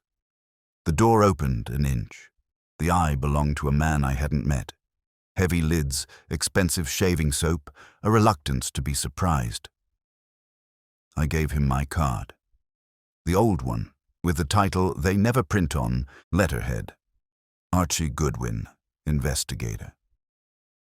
"Mr. Wolfe," I said, "accepts and regrets. I'm his voice." The inch became 2. "Mr. Crow requested Mr. Wolfe," the eye said, revealing the mouth attached to it. The voice had money in it that liked company. "And Mr. Wolfe requested air that didn't smell like other men's opinions," I said. "You have me, or you have no one." It's a trick as old as a borrowed tux. Be more trouble to refuse than to admit. The chain slid, and I stepped into a room trying hard to be neutral. Crow, this time the real one, stood by the window with the city behind him doing its best to pretend it didn't belong to anyone. He had the kind of tan you don't get in February unless you own a plane, and a mouth that thought clarity was an inconvenience. To his left was the impostor in the blue suit. To his right, the lawyer I'd pegged at the Belvoir earlier, now with a pen tucked in his folded hand like a truce flag. Near the door, leaning on his own shadow, the driver with the gloves. No Del Rio. He'd have spoiled the symmetry. "Mr. Goodwin," Crow said, and even his nod tried to amortize itself. "Mr. Wolfe is shy." "He's sedentary," I said, which is not the same. Crow allowed himself to believe that. "We have a small misunderstanding," he said. "A set of documents was filed this afternoon. There are no errors. I would like Mr. Wolfe to reassure himself that no errors were introduced by third party. If they were, the third party should correct them. If there were errors," the lawyer added smoothly, "they are ministerial. The substance remains as agreed between my client and Mrs. Hoyt." "The substance," the impostor murmured, "is inevitable." Inevitable is a word men use when they want other men to get out of their way. I told him. Before we spend your evening on vocabulary, allow me a question. Who is Adrian Pierce? The lawyer's jaw tapped the pen. Once. A trustee. Of a trust created last month, I said, by an LLC shielded by another LLC shielded by a Delaware fog. And Pierce witnessed the filing he just drafted. Your governance is an Ouroboros. It eats its own tail and calls it procedure. The driver smiled without his teeth. The imposter's eyes didn't move, which told me they'd moved a lot before I walked in. Crow's shoulders shifted a quarter inch. Mr. Goodwin, you enjoy your voice. I enjoy results. Mrs. Hoyt retains properties that would be better managed elsewhere. We have arranged elsewhere. That is the beginning and the end. Until the beginning bites the end, I said. Which it will, when the clause your boy slid between elsewhere and managed decides to act like a spring. You wanted Mr. Wolfe to walk in here so you could tell him that, with his own ears, that he is unnecessary and late. But he sent me. So I'll tell you something with my own. You're not the only man who read that paper. I didn't have to look at the imposter to know he was the one tightening from the middle out. He didn't like lines that didn't come from his mouth. Specifics, Crow said softly. Please. Not tonight, I said. Tonight you get one generosity. Mrs. Hoyt, as of 2 o'clock, is done being your portable asset. At 9 tomorrow morning, she will be a person again with documents to match. If you want to argue with the municipal annex, window 4. The clerk likes oatmeal cookies and hates men who bring him busy work. Bring cookies. The lawyer's pen twitched. This is bluster. It's rehearsal, I said. Tomorrow is performance. Crow considered me like a real estate parcel. The driver considered my kneecaps. The imposter considered the window. Tell Mr. Wolfe, Crow said finally, that sentiment is costly, and that his house is not as secure as he imagines. I will, I said. And you tell your man with the tidy habits that moving another man's dictionary is the kind of poetry that gets read back to a jury. The driver's smile appeared again, like a dog at a whistle. We don't go to juries, he said. You will, I told him, and let myself out before anyone decided I belonged on a carpet. In the corridor, I took 2 sets of stairs and a service elevator because paranoid men deserve company. Outside, Saul was in a parked car with the engine pretending to nap. They're going to Armitage, he said before I opened my mouth. Blue suit and driver. Lawyer staying behind with Crow. Stay on blue suit, I said. I'm going home. Home had guests. The front door wasn't forced. It was alive. That's a feeling you get when a house that should be in one piece has an extra breath in it. I keyed in, quiet, and held the jam with my shoulder long enough to let my eyes declare a truce with the dark.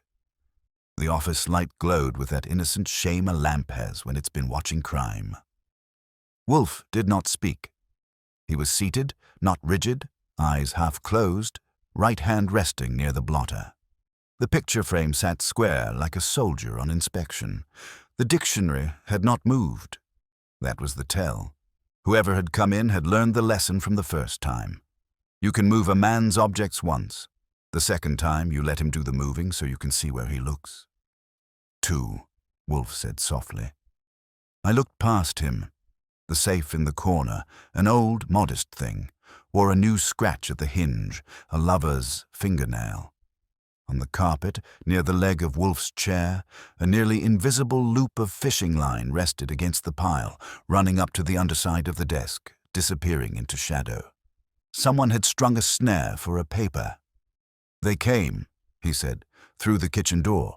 Fritz was out purchasing milk he did not require. They were efficient. One to the safe, one to the desk. They wished to tug the top sheet that lay under your elbow. Mr. Goodwin, when you left, the string would take it to the floor, where a second string would carry it to the door. It is, I admit, ingenious. What did they get? I asked. A copy, he said, allowing himself a very small pleasure. Not of ours, of theirs. with certain improvements in phrasing that will make tomorrow's reading instructive. Fred is shadowing the line outside. As if on cue, the phone in the hall rang and I got it. Fred's whisper had mud on it. They took the bait and took the alley, 2 of them, one small, one with shoulders, into a van with florist decals that could make a priest sin. Plate is borrowed. I tagged the underside with gum and a blessing. They went east. Hold, I told him. Saul's on Blue Suit, Ori's on Armitage. You ride the roses. I came back in and reported. Wolfe's eyes were fully open now. The satisfaction on him was structural, like the building had settled onto its foundation. Good, he said. Tomorrow morning we will invite them here. All of them. Mr. Crow, Mrs. Hoyt, the impostor who pretends to be Mr. Crow, the lawyer who pretends to be a hinge, the maître d' who pretends to be a wall, and the chauffeur who pretends to be a smile. They will each bring what they think they own. I will show them what they have borrowed. You want pastry? I asked. We can send a note. He let the corner of his mouth retreat from a smile. No more pastry, he said. Fritz despises the millefeuille. He says the butter was good and the morals were not. Fritz has a point, I said. I glanced at the picture frame. The wafer in it had heard everything we wanted it to hear, and nothing we didn't. Fred would come back after midnight and make it disappear the way a good magician does. Later, with clean hands. The phone trembled again. Saul this time. Blue Suit and driver went to Armitage, then to a storage unit 2 blocks away. They put something in. Not the briefcase. A box. Driver looked unhappy with the latch. Blue Suit looked happy with himself. They split. Driver to the river. Blue Suit to a hotel that rents by the Ambition. Keep the Ambition warm, I said, and clicked off. Wolfe shut his eyes, but not from fatigue, from calculation. Tomorrow, he said, at 11. You will summon them. Tell Del Rio that if he fails to appear, I will teach him what a seating chart looks like from the witness stand. Tell Mr. Crow that I am indolent and will not travel. If he wants his misunderstanding clarified, he will come to the only room in which it can be. Tell Mrs. Hoyt that she will not be alone. Tell Mr. Pierce that I will be discussing ethics. He may bring a copy of the statute he prefers to violate.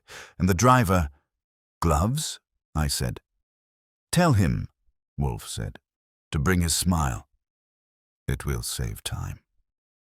I wrote the calls on a pad and looked at the desk. The line on the carpet was gone. Fred had whisked it, ghost hands doing ghost work. The photo of Wolfe's mother faced the room, tranquil and subversive. If she had opinions about our decor, they were kind. Archie, Wolfe said. Yes. Do not let them move my dictionary tomorrow. I looked at the big book, serene and square. No, I said. Tomorrow we'll move them. Morning came sharp and grey, the kind of weather that makes a man think twice before stepping out unless there's money or trouble waiting on the other end. In our case, both were already knocking, even if the knuckles hadn't hit the wood yet. Wolfe was in the plant rooms early, which meant the orchids were hearing more Latin than they'd bargained for, and I was in the office making the calls he'd outlined last night. Crow's secretary sounded like she'd been trained to make Mr. Crow will be informed mean both he's listening and he's sharpening a knife. Del Rio didn't pretend to be pleased. His brand of civility is the kind that comes wrapped in linen and carries a concealed fork. Pierce's voice was all lawyerly calm until I said ethics, at which point it went flatter than day-old beer. The driver, when I reached him through a number that smelled like burner plastic, let the silence work for 5 beats before saying, I'll be there, and hanging up. Mrs. Hoyt didn't waste time on words. She just said, tell me where to stand, which made me wish she'd found her backbone earlier in the week. By 10:15, Fritz was doing his own kind of staging, light polish on the brass, coffee where the smell could travel to the hall, chairs set in a semicircle that looked casual, but gave Wolfe the vantage he liked. The red leather chair to his right would be mine. The rest were for the day's performance. At 10:47, the first of them arrived. Mrs. Hoyt, no hood, no briefcase, wearing a calm that looked freshly pressed. I put her in the seat farthest from Wolfe for now.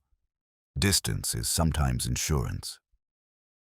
Del Rio came next, carrying the kind of small smile you bring to a dinner where you expect to be the only one who gets dessert. He didn't sit until I gestured. Pierce followed at exactly 11, which is the kind of precision that makes a man dangerous to a minute, but not to a plan. The driver slipped in 2 minutes later, gloves in his pocket for once, bare hands that looked like they could still close around a throat without needing a permit. The imposter was right behind him, still in the blue suit, still wearing the air of a man who thinks any room improves when he's in it. Crow was last, and not because of the traffic. He wanted them all to see him arrive. He took the center chair opposite Wolfe without asking, a move that would have earned anyone else a request to find the sidewalk.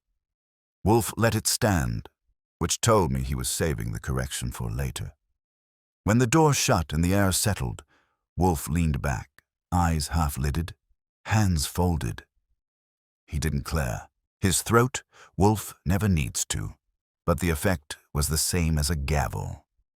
"Ladies and gentlemen," he began, "you have come because you believe you possess something or someone that you may keep. You are mistaken. You are here because you have, individually and collectively, erred in assuming my patience is indefinite." Crow tilted his head, the kind of move you make to signal both curiosity and condescension. "We're here," he said, "because there's a matter that should have been concluded yesterday. It wasn't. I'd like it concluded now." "It was concluded yesterday," Wolfe said, "though not in the manner you intended. The documents you filed will accomplish precisely what you wished, transferring Mrs. Hoyt's properties into a holding structure fronted by Mr. Pierce, until the moment they are acted upon. At that moment, the substitution I prepared will return those properties to her, nullifying your control." Pierce's hands tightened on his knee. "That's impossible. The filings contain the clause you failed to read past its heading," Wolfe interrupted. "A clause which makes the transfer conditional upon approval by a board that does not exist and cannot exist without Mrs. Hoyt's consent, which she will not give. And because you filed it as a binding instrument, it is now a matter of public record. To alter it, you must create a paper trail that will survive the scrutiny of anyone motivated to examine it."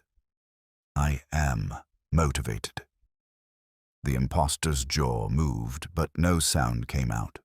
The driver looked at him, not Crow, which told me the pecking order wasn't as clean as they liked to pretend. Del Rio crossed his legs the way a man does when he'd prefer not to be noticed, but still wants the option to deny things later. Mrs. Hoyt didn't look at any of them. She looked at Wolfe like she was watching a bridge appear under her feet. Crow smiled. Not a pleasant smile, but one meant to convince everyone it was pleasant. "And what is your price to lose motivation?" "Price," Wolfe repeated, as if tasting a foreign spice. "My price is that you remove yourselves from Mrs. Hoyt's affairs entirely, and that you do so in a manner that does not require me to hear your names again. You will also refrain from entering my home without my permission. That is not negotiable." The driver's mouth twitched, but he stayed silent. Pierce looked like he was calculating how many phone calls he'd need to make before lunch. The imposter finally spoke. "You think this ends here? We have leverage." "You had leverage," Wolfe said. "The letters you used to compel Mrs. Hoyt's compliance are no longer in your possession. They were retrieved from your storage unit late last night. If you wish to dispute that, I can have Mr. Goodwin fetch them from the kitchen. They are in a manila envelope, between the bread box and the tea." That was my cue to stand and walk toward the kitchen. I didn't have to open the bread box. The impostor's eyes followed me like he already saw what was inside. I brought the envelope back and set it on Wolfe's desk without opening it. "You are free to inspect them before you leave," Wolfe said. and you will leave with nothing else. If you prefer to test the matter, you will discover that I am not fond of being tested twice." Crow didn't move for a long moment. Then he rose, smooth and slow, like a man getting up from a table where the meal had turned. "Mrs. Hoyt," he said, "enjoy your independence. I hope it keeps you warm." She didn't answer. The impostor stood next, his eyes on me as if measuring whether today was the day to gamble on physical intimidation. It wasn't. Pierce gathered his papers with the careful hands of someone who doesn't want to leave fingerprints even on an exit. Del Rio lingered just long enough to glance at the seating chart Wolfe kept on the corner of the desk, a silent admission that he knew it was there all along, then followed the others. The driver was last. He paused at the door, his gloves back on, and gave me the same smile he'd worn outside Hoyt's townhouse. It landed the same way, a promise without a schedule. When the latch clicked and their footsteps faded, Wolfe let the silence swell until even the orchids in the next room might have leaned in. Then he turned to Mrs. Hoyt. "You have your properties," he said. "Guard them better than you guarded your letters." She nodded once, stood, and left without another word. The front door shut behind her. I let out the breath I'd been holding for the last 45 minutes and dropped into my chair. "You think they'll stay gone?" I asked.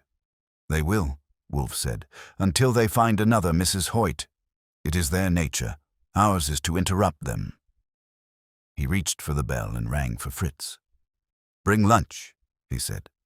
"And Mr. Goodwin, lock the kitchen door. I'm tired of visitors." That, from Wolfe, was the closest thing to a victory toast I was going to get. And I'll take it. Lunch was squab again, this time with a sauce so smooth it could have negotiated a ceasefire. But Wolfe didn't touch more than a polite portion. That's how I knew the thing wasn't done in his mind. When Wolfe really considers something finished, he eats like a man intent on proving his point to the plate. Now he just leaned back, fork idle, watching the steam curl from his coffee as if it might spell out a postscript. I finished my serving, partly because Fritz had gone to trouble, and partly because there was no reason for both of us to brood. When the plates were cleared, Wolfe said, "Archie, the driver's smile was wrong." "You mean wronger than usual?" I asked. "He smiled as he left this morning because he believes the contest is unresolved," Wolfe said, "and that belief was not feigned to save face. It was based on knowledge we do not yet possess." I set my cup down. "So you think they've still got a card up their sleeve?" "They would not have come if they did not," Wolfe said. "The obvious leverage is gone. The filings are poisoned for their purposes, yet they are not dismayed. That suggests either an alternative path to their goal, or a goal we have not discerned." "That's comforting," I said. "We've been busy kicking them out of Mrs. Hoyt's garden while they were planting something else." "Perhaps," Wolfe said, "or perhaps they expected the garden to be reclaimed. Mr. Crow is too careful to rely entirely on a single arrangement. The impostor is too arrogant to withdraw without a reserve plan. And Mr. Pierce is too competent to fail without insurance." I thought back to the last 24 hours. "The storage unit," I said. "Saul saw them put a box in there, not the briefcase. Driver didn't like the latch." "Yes," Wolfe said. "That is the card. Its contents are meant to sustain their enterprise even after losing Mrs. Hoyt. The question is whether it contains assets, instruments, or information. I prefer to know before they play it." "That's an Ori job," I said. "Tonight," Wolfe agreed. "With Saul in reserve, they will not leave it unguarded, and the guard will be more subtle than a lock. I want to know what they guard, not simply to take it." I called Ori, who responded with the kind of enthusiasm he reserves for assignments that combine trespass with the promise of dry shoes. Saul was less effusive, but agreed to position himself 2 blocks off in a diner with sight lines. By late afternoon, the house had the waiting feel it gets when the day's business is out in the field and Wolfe is forced to occupy himself with the orchids until the report comes in. I did paperwork I didn't need to do. partly to keep my hands busy, partly to keep my eyes clear. The call came just before 8. Ori's voice was a whisper with edges. "They came for it," he said. "Blue suit and driver. They opened the unit, took the box, put it in the sedan. No one else went in. They headed west toward the river." I relayed that to Wolfe. He grunted, the way a man does when a piece on the board moves without him touching it. "Saul," I rang Saul. "Following," he said. "They're not going to Armitage. Warehouse district. Big corrugated front, no signage. They've got the box inside now. Lights in the rear. Looks like they're waiting for someone." "Stay back," I told him. "Count heads if you can. If you see anyone leave with the box, sing out." Back in the office, Wolfe was watching me the way he watches a roast in the oven, knowing it will be ready but unwilling to trust the timer. "They will not keep it there long," he said. "Tonight or tomorrow morning, it will move again." The driver's smile was for that move. "And you want to know before it happens?" "Precisely." And without showing our interest, we didn't have long to think it over.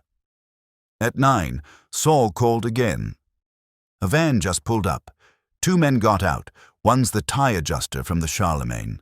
The other's unknown, short, heavy, carries himself like he's used to having his hands full. They went in. 15 minutes, tops. Came out without the box. Left in the van. "Blue suit and driver?" I asked. "Still inside," Saul said. "Looks like they're waiting for another pickup." That was enough for Wolfe. "Archie, get Fred. If the box has moved, we find it. It will not be at the storage unit. The van is the most probable conveyance, but the short man's role is unclear. Fred will trace the van from the warehouse without attracting attention." Fred came quick, with that flat-footed efficiency that's useful when you want people to underestimate you.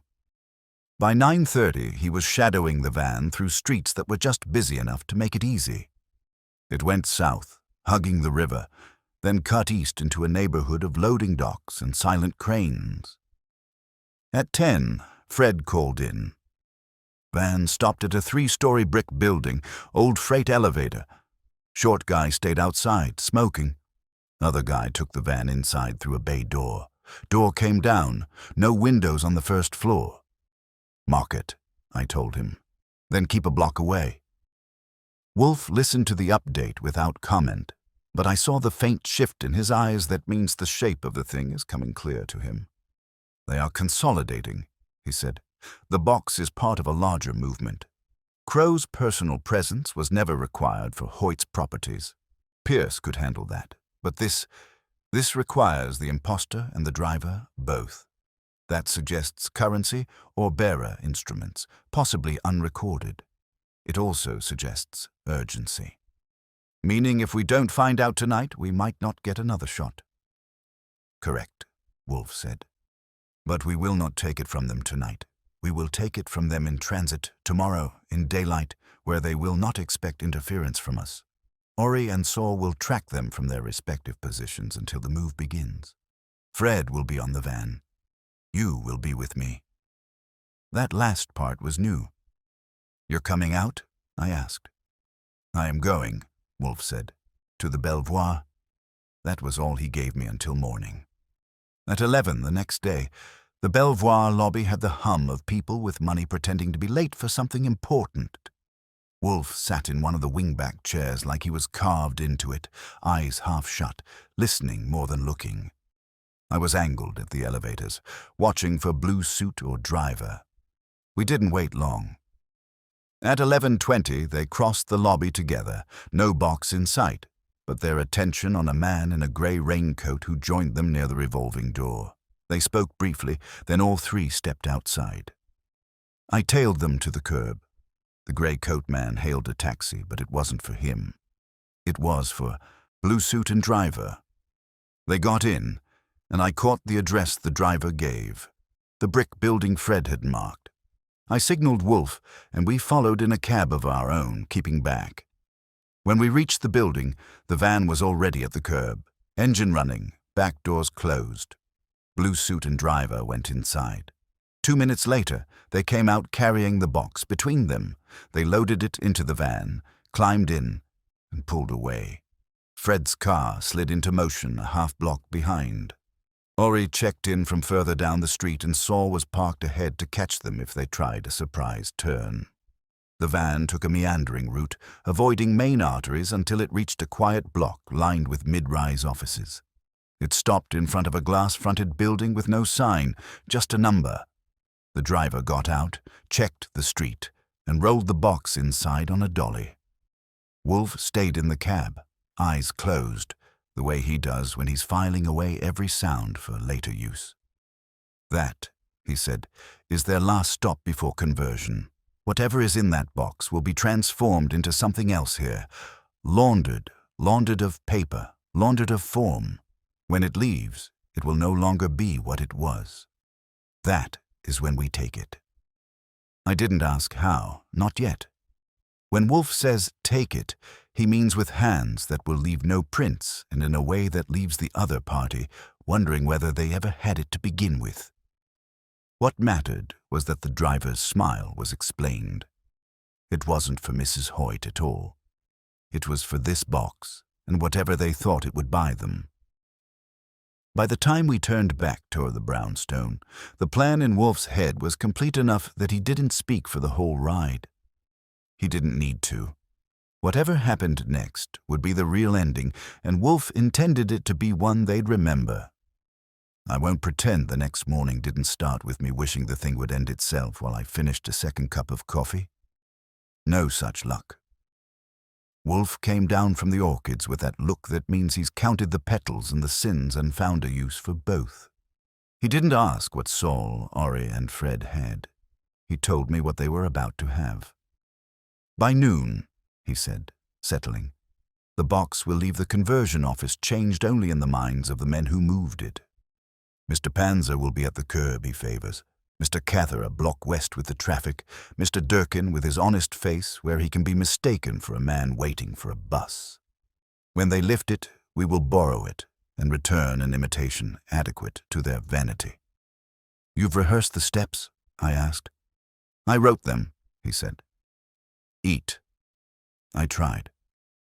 At 11:28, my phone thrummed like a throat clearing. "Saul, they're moving." From there, the thing had its own pace. The driver rolled the dolly out with the box in a clean arc. Blue suit flanked. A man from the office held the door like he was letting out the weather. The curb was busier than a favor, which was good. You can lose a small country under a noon crowd if you pick your angles. Fred came off the corner like he'd remembered a grocery list and let a messenger cut him off exactly where he meant to be cut off, between the dolly and the van.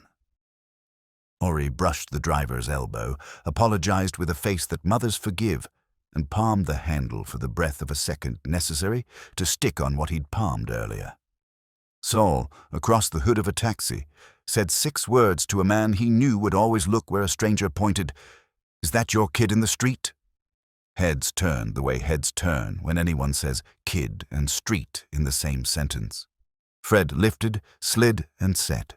The dolly stayed loaded. The box on it did not. No theatrics, no brass band. Just velocity and a carpenter's understanding of weight.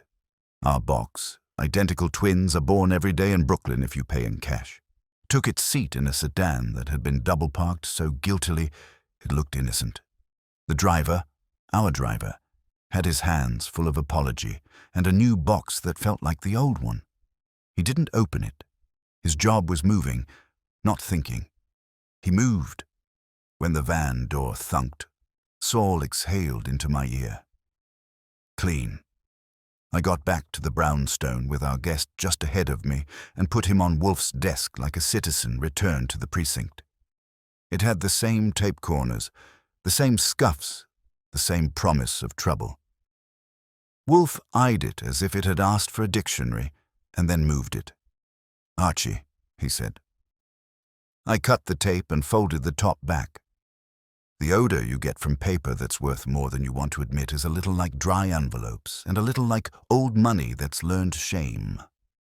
Inside, bearer certificates, municipal revenue notes dressed as something neutral, tucked under a lush layer of purchase statements that had been executed in the names of LLCS, too new to vote. Below them, neat as a sermon, a short stack of transit easement options along the South Line's proposed spur, bought for sums that would have made a clerk blush if anyone had let a clerk see. A thumb drive in a foam slit, and a ledger, handwritten, more valuable than all of it, because men who are careful forget that ink has memory. Wolfe didn't touch the bonds. He went past them to the ledger and turned pages with 2 fingers. His mouth made the small shape it makes when a saw splits and he knows exactly who did it and why. "Mr. Crow's appetite," he said softly, "and the impostor's hands." I looked. It was all there in tidy lines. Armitage as clearinghouse, A. Pierce, witnessing disbursements to shells that pointed discreetly back to a corridor of names whose doors opened on the same room. Dates that followed our napkin's instruction to the day. The word Redbridge underlined twice when the money turned right instead of left. I called Lon. I didn't have to sell him. "Bring a friend who makes auditors sweat," I told him, "and bring your good eyes." He came with a city man who smelled like copy paper and spent weekends pretending he didn't love it. We gave them the ledger and the bonds and a chair. Lon grunted in the places I expected him to. The auditor didn't grunt.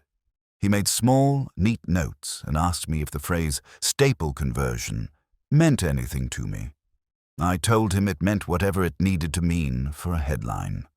While they worked, Fritz announced coffee with a tray that thinks it's royalty. Wolfe allowed 1 cup and a glance through the office window at the street. "They will come," he said, "or they will send. Either way, we should be dressed." They came. Not in a pack this time. This time, piecemeal, like regret. First Del Rio, alone and too stiff, as if a man who spends his life in linen had suddenly found all his shirts misbuttoned. He said he was there to rectify a misunderstanding, and I told him the last one had already been rectified in the municipal annex, and the bill was in the mail. He took a chair and tried to become furniture. The impostor and the driver arrived together, uninvited in the way men arrive when they've decided that invitation is for other people. The blue suit had a new tie and the same wrists. The driver's gloves were off. His smile was not. "Mr. Wolfe," the impostor said, and discovered again that you don't get to call Wolfe by his name like you were handing a waiter your check. Wolfe didn't stand. He never does. He nodded at the ledger. "You keep tidy accounts for a man who relies on shade," he said. The driver flicked a look at the table, saw what there was to see, and didn't look away fast enough. That was the spasm I had been waiting for since he first smiled by a curb. "Where did you get that?" the impostor asked, not a question so much as a complaint that time had misbehaved. "From you," Wolfe said. "You have been inexhaustibly generous." Crow arrived last, because it's always better for a certain kind of man to be late to a fire, he said. He took the chair he likes. He kept his hands folded like prayer had accounts payable. "You stole something," he said without feeling. "I returned something," Wolfe said, "to its proper jurisdiction." Lon cleared his throat. The auditor didn't bother. "These belong to the city and to people who thought they were lending the city money in the usual corrupt way," he said. "They don't belong to your Delaware Matryoshka set." "You'll find," Crow said mild, "that every paper has a paper attached to it." "I intend to," the auditor said. "In public." Adrian Pierce did not exist on any birth certificate, but the lawyer who had borrowed the name walked in on cue and tried to straighten it by wearing it. He stopped when he saw the ledger and Lon's eyebrows and the auditor's pencil. He had the look of a man who would like to explain that this is all a convivial misunderstanding and that the dinner can be saved if we go back 2 courses and remove the fish. Wolfe didn't let him. "Sit," he said. Pierce sat. I let the room get quiet. It deserved it. Then I turned to the imposter. "You called yourself Abel Crow," I told him. "At lunch, 2 days ago, because the Charlemagne treats Mr. Crow's name like a key that opens a particular alcove and closes other people's mouths. You did that because you needed Mrs. Hoyt in a place where you could tell her your fiction was the truth. You left her a message, which she left for us." He shot a glance at Del Rio. Del Rio flinched just enough to qualify for choreography. "Mrs. Hoyt wrote the napkin," I said to him, "because the truth is a street with several corners, but it didn't get to me because a miracle happened. It got to me because you have a waiter who notices more than you do." There wasn't much the imposter could do with that. He tried smiling and discovered that it worked badly on me in daylight. "And the little tours of our house?" I added. The saffron moved a finger, the bay leaves reversed a leaf, the picture frame that thought it was a wall hanging when it was a microphone. "The Kipra you left behind. Galbanum, oak moss.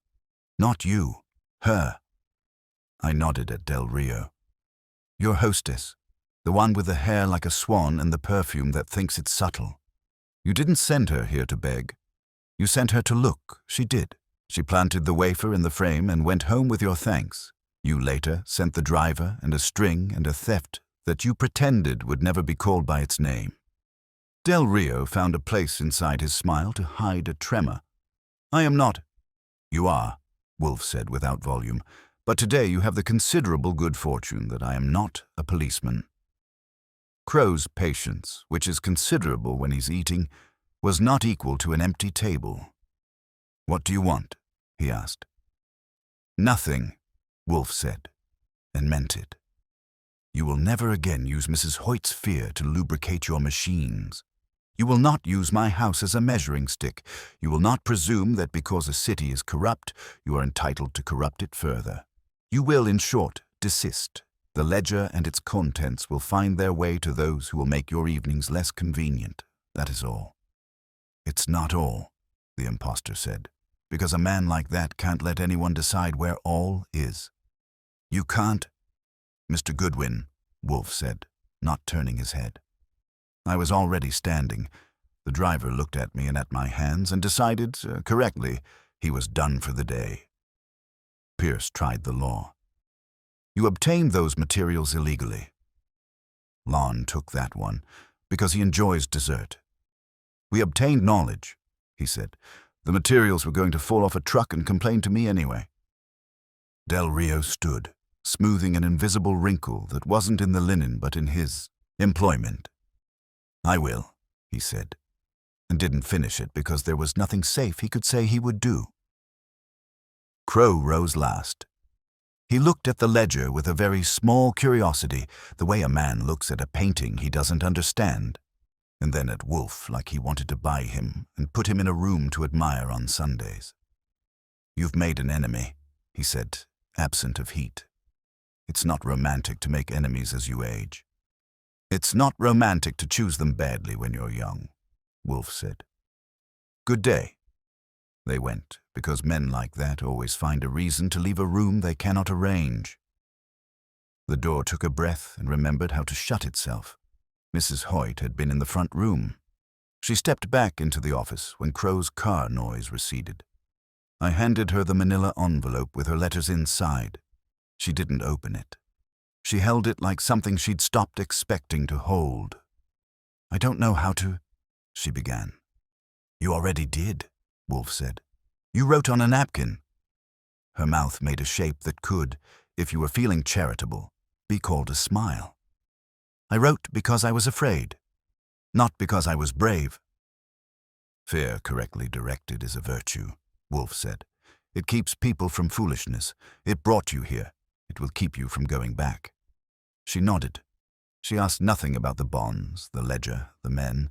She asked instead, as women do when they have finally put a thing down, "May I walk out alone?" "You came alone," I said. "It looks better that way."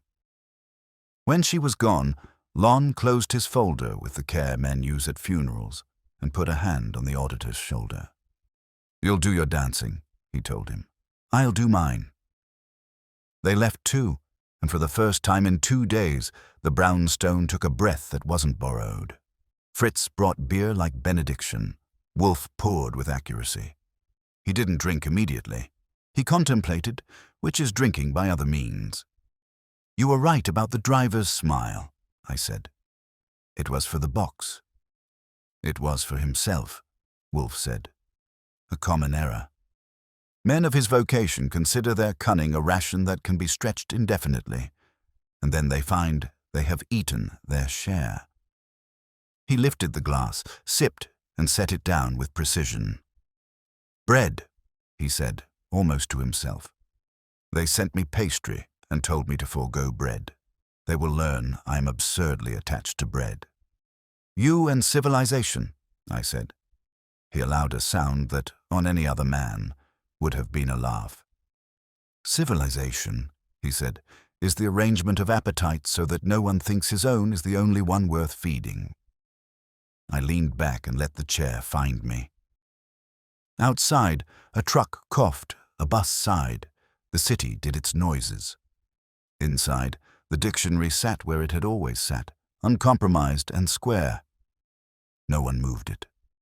I let my eyes rest on it long enough to make a promise. "Archie," Wolfe said, eyes closed now, appetite restored not to food, but to balance. "Yeah?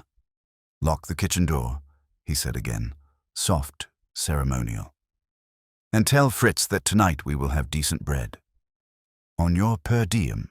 I asked, "because someone has to." He made a little motion with his hand that could have been assent or disdain. With Wolfe, those share a plate. I went to do it. The house held. The orchids breathed Latin. The beer was cold. And somewhere across town, a driver with no gloves on discovered that a box he thought had made him valuable had made him visible instead. If there's a moral, it's Wolfe's, not mine. Names are gloves. Money is a habit, and a man who thinks he can rearrange another man's room will learn that the furniture rearranges him back. Now, generate the final section of the story, ensuring a satisfying resolution. Maintain the logical progression of clues and character arcs, delivering the final reveal smoothly while keeping the ending impactful and true to the detective style. Detective style. Detective style. Detective style. Detective style. Detective style. Detective style. Detective style. Detective style. Detective style. Detective style. Detective style. Detective style. Detective